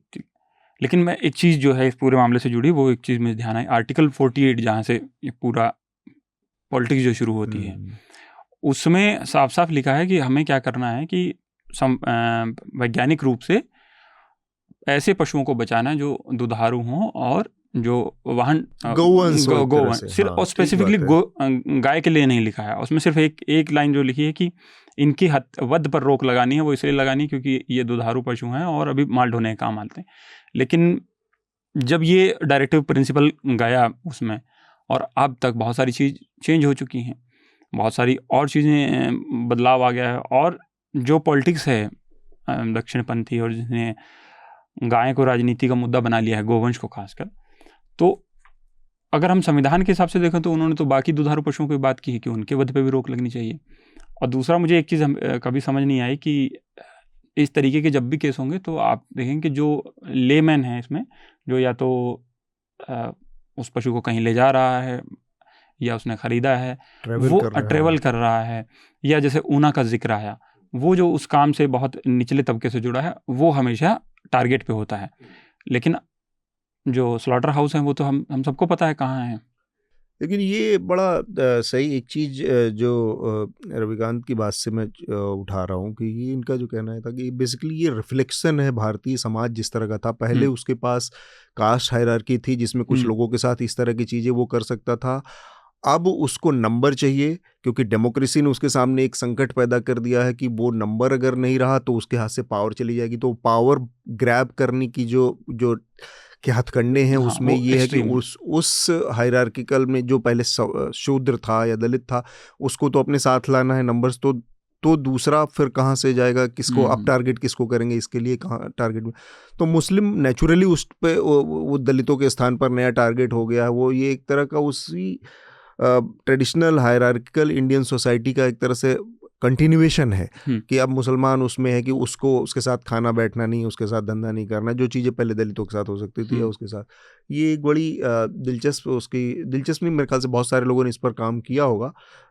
इस तरह से इसको देखने का एक नज़रिया। कल्पना, आप कुछ कह रही हैं? मुझे ये भी लगता है जो इन्होंने एक वर्ड यूज किया पॉलिटिकल एंटरप्रेन्योरशिप, वो बहुत वो है क्योंकि रोजगार नहीं है तो जो नए बच्चे हैं वो दो ही चीज कर रहे हैं, या तो वो यूट्यूब चैनल बना रहे हैं या फिर वो कोई पॉलिटिकल पार्टी मोहल्ले की ज्वाइन कर रहे हैं, है ना। तो एक टारगेटीकरण इस सरकार ने कर दिया। ऐसा लगता है कभी कभी कोई सेल्स टीम है जो सबसे पहले जाके बताएगी कि मैंने इतने तो बुलडोजर कार्यक्रम भी कुछ उसी तरह पे तर्ज पे लगता है मुझे कि निचले स्तर पे मोहल्लों में कौन कितनी जल्दी कौन सा उपयोगिता, उसकी उपयोगिता कितनी है उस टॉप पे बैठे बड़े लीडर के लिए, अपनी उपयोगिता साबित करना, और एक बार उपयोगिता साबित हो गई जाके तो फिर उसको कुछ उसके बदले में मिल जाएगा। एग्जैक्टली। तो और वो जो कंफ्यूजन क्रिएट होता है, क्योंकि न्यूज लॉन्ड्री ने एक खबर की थी और वो खबर मैंने भी की थी, भोपाल में ही गोविंदपुरा के एक इलाके में एक मुस्लिम परिवार का घर ढहा दिया गया था। मैं वहां गई थी और मैंने एक्चुअली में देखा कि वो दरअसल बहुत ही पर्सनल मामला था, मतलब एक मोहल्ले की तू मैं होती है ना, वो था वो। जब मैं वहां गई, एक तो पूरी कहीं पर भी आप उस लड़की का नाम पूछते तो कोई नहीं बता रहा था, सब एकदम वो थे। उस लड़की ने मेरे उस पतली सी गली से नाम सुन लिया कि उसको कोई ढूंढ रहा है, तो उसने पर्दे में से झांक के मुझे बुलाया। मैं अंदर गई और अंदर जाके मैंने उनसे बात की। उन्होंने वो सारे वीडियो दिखाए जो जिसमें उनका घर ढहाया गया था। और उसके बाद जब मैं बाहर निकली तो उनके सामने एक हिंदू फैमिली थी जिनके साथ उनकी तू मैं हुई थी। एंड जितना मुझे समझ में आया वो बहुत ही पर्सनल था, उसमें बुलडोजर का कोई रोल ही नहीं था। पड़ोसियों की लड़ाई थी। हाँ, पर वो घर ढहा दिया गया था, देयर वाज नो रीजन, और कुछ उनके पास वो नहीं था। बट वो निश्चित तौर पे एक एक, I don't want to use this word, but एक छुटभइये नेता का किया हुआ था, जिसको वो सामने परिवार वाला जानता होगा उसको। तो हृदय, आप कुछ इसमें जोड़ना चाह रहे हैं, वरना हम फिर इस बातचीत को यहाँ रोककर रिकमेंडेशन की प्रक्रिया पूरी करेंगे। ऐसा करता हूँ कि मैं जोड़ते हुए रिकमेंडेशन दे देता हूँ तो भी आपके लिए ज्यादा आसान हो जाएगा। हाँ, बिल्कुल भी बचेगा आपका। मैं ये कह रहा था, इतनी बातें मैंने सुनी तो एक बात जो है ना, आप इसे संभल कर बोलते तो नहीं बोल रहे कि वो कितना इससे जुड़ेगी, ये हमारे श्रोता तय करेंगे। पर दो पॉलिटिकल साइंटिस्ट जेरेमी बेंथम और जॉन स्टुअर्ट मिल, उनकी थ्योरी है जिसे हिंदी में उपयोगिता का सिद्धांत या यूटिलिटेरियनिज्म कहते हैं। उन्होंने जो लॉ दिया था वो ऐसा लॉ बनाइए जिससे ज्यादा से ज्यादा लोग जो है जो प्लेजर को मैक्सिमाइज करना है और पेन को कम करना है। तो ये उनकी थ्योरी थी, जिसके आधार पर इस चीज को जस्टिफाई कर दिया जाता है कि अगर एक आदमी के मरने से 100 लोग बचते हैं तो उसमें कोई दिक्कत नहीं है, राइट। तो ये उपयोगिता का सिद्धांत या थ्योरी ऑफ यूटिलिटेरियनिज्म आई, जबकि सरकार को ऐसे कानून बनाने चाहिए जिसमें ज्यादा से ज्यादा लोगों का फायदा हो। तो ऊपरी तौर से ये देखने में बहुत सही लगता है। आज क्या हो रहा है कि जितने संवैधानिक पदों पर बैठे हुए लोग हैं वो इस बात को भूल जाते हैं कि उनका काम संविधान की रक्षा करना है, बहुमत की आवाज को सुनना नहीं है उनकी बात, राइट। तो एक दूसरे पॉलिटिकल साइंटिस्ट हुए थे जिनका नाम है इमैनुअल, ऐसे फॉलो डायरेक्टली उनको किया नहीं किया, पर उसमें मैच मिलता है कि इमैनुअल कांट ने जो है मॉरल वर्थ जो शब्द है उसको कॉइन किया था। और गांधी ने भी वही कहा था कि मीन्स इंपॉर्टेंट है, केवल सिर्फ ये नहीं है कि एंड इंपॉर्टेंट है, कि आप किसी काम को कैसे हासिल करते हैं वो इंपॉर्टेंट नहीं है, रास्ता अख्तियार करते हैं उसके लिए बहुत महत्वपूर्ण है, रास्ता भी सेक्रेड होना चाहिए। तो मैं इन 2-3 पॉलिटिकल साइंटिस्ट के बारे में, साधन भी बहुत नहीं महत्वपूर्ण है। बिल्कुल एग्जैक्टली जो बात आपने कही, ये शब्द उनके थे कि साधन भी इंपॉर्टेंट है। तो अब मैं इनके बारे में कुछ लिंक्स निकालूंगा। मेरे को लगता है हर बार किताब के बारे में बता देना वो थोड़ा सा एक वो हो जाता है, बॉकडाउन हो जाता है आदमी, तो पढ़ सकते हैं 2-3 नामों के बारे में। और इसी से मैं इस बात को कंक्लूड भी करता हूँ। आज जो डिस्कशन हुआ उसमें चारों मेरे दिमाग में चलती रही कि हम जो बात रविकांत भी कह रहे थे कि हम केवल एक छोटे लेंस में चीज को समेटते हैं। हमें न्याय के फलसफे को ज्यादा महत्वपूर्ण देना चाहिए। ठीक बात है। रविकांत, आप क्या रिकमेंड करेंगे? हमारी, क्योंकि आज की चर्चा बहुत हद तक एजुकेशन और एनसीईआरटी और एग्जाम से रिलेटेड थी, तो मैंने सोचा उससे रिलेटेड एक मैं सजेशन दूं। तो 2018 में एक बहुत ही जुझारू किताब आई थी which I think every young person in India should read. It is called Exam Warriors by our Prime Minister Narendra Modi. I think उन्होंने उस किताब में लिखा है कि हमारे बच्चों को एग्जाम के स्ट्रेस के साथ कैसे डील करना चाहिए। और क्योंकि अभी हम देख रहे हैं नीट और नेट और ऐसे बहुत सारे एग्जाम में बहुत स्ट्रेस हो रहा है, तो आई थिंक एग्जाम वॉरियर 13-14 के लिए बहुत जरूरी है। हाँ, वो हमारे प्रधानमंत्री विजनरी थे, तो उनको मालूम था कि 5-6 साल बाद जाकर ऐसा क्राइसिस होगा, तो उन्होंने पहले ही लिख डाली है वो किताब, और 12-13 लैंग्वेजेस में ट्रांसलेटेड भी है, तो आप पढ़ सकते हैं उसको। ठीक बात। तो आई थिंक तो नीट और नेट के कॉन्टेक्स्ट में बस मुझे एक ही चीज ध्यान आ रही है कि हम परीक्षा तो नहीं करा सकते, लेकिन हम परीक्षा पर चर्चा जरूर कर सकते हैं। तो परीक्षा पर चर्चा करते हैं। परीक्षाएं तो भगवान भरोसे इस देश में होती रहेगी। कल्पना, आप क्या मैं कहने ही वाली थी एक्चुअली, परीक्षा पे चर्चा रिकमेंडेशन में यूट्यूब पे है बहुत सारे परीक्षा पे चर्चा, मोदी जी की जो चर्चा कर रहे हैं वो भी देख सकते हैं। परीक्षाएं तो अब हो नहीं सकती इस देश में। एक्चुअली तो एक तो मैं ऑफ कोर्स हरिशंकर परसाई का गोभक्त से भेंट बहुत ही छोटा सा निबंध है, हाँ और उसको जरूर पढ़ लेना चाहिए, मतलब जन जन तक पहुंचाना चाहिए उस निबंध को। निबंध भी नहीं है, वो एक कॉन्वर्सेशन है एक दो लोगों के बीच। एक दूसरा गौभक्त का। हाँ, वो ऑनलाइन मिल जाएगी, आर्टिकल्स छपे हैं उसमें। और दूसरा मैं कहूंगी कि एनसीईआरटी की किताबें पढ़ ली जाएं, और टू अंडरस्टैंड जो बात है वो मुझे लगता है बड़ों को भी पढ़नी चाहिए। एक मैं फ्रांस लेबोविट्ज का, ये इसका इससे कोई लेना देना नहीं है आज की चर्चा से, लेकिन मैं नेटफ्लिक्स पे फ्रांस लेबोविट्ज एक ह्यूमरिस्ट है, सोशल कमेंटेटर है अमेरिका की। और उनसे उनके साथ मार्टिन स्कॉर्सेज़ी की एक बातचीत है डॉक्यूमेंट्री सीरीज में, उसका नाम है प्रिटेंड इट्स अ सिटी। और वो एक बहुत ही दिलचस्प मतलब फ्रांस लेबोविट्ज शहर जो बन रहे हैं उसको अपनी लेंस से देखती हैं और बड़े दिलचस्प अंदाज में उसका विश्लेषण करती हैं। तो वो मुझे बहुत ऐसा लगता है देख लेना चाहिए। एंड वन लास्ट, जो रविकांत कह रहे थे कि एक वाइडर लेंस से हमें देखने की जरूरत है, नॉट जस्ट पॉलिटिकल।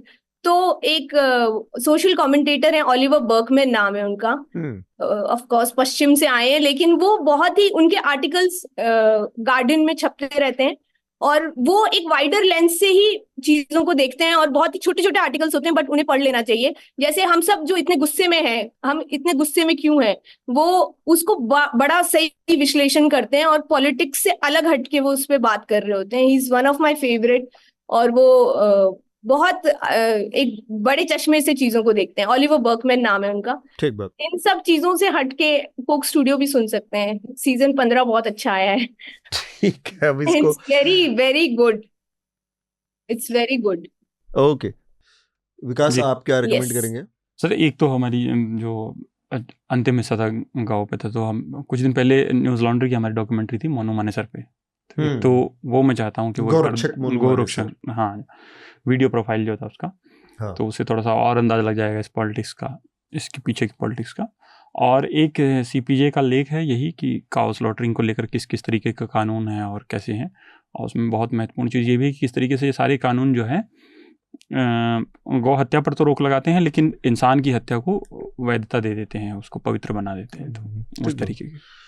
मेरा रिकमेंडेशन यही है, कश्मीर की कहानी, जो कि एक ग्राफिक नॉवेल है। सुमित कुमार ने इसको तैयार किया है बड़ी मेहनत से, और बहुत शानदार चीज़ है, तो इसको इस हफ्ते आप कंसीडर कर सकते हैं, पढ़ सकते हैं।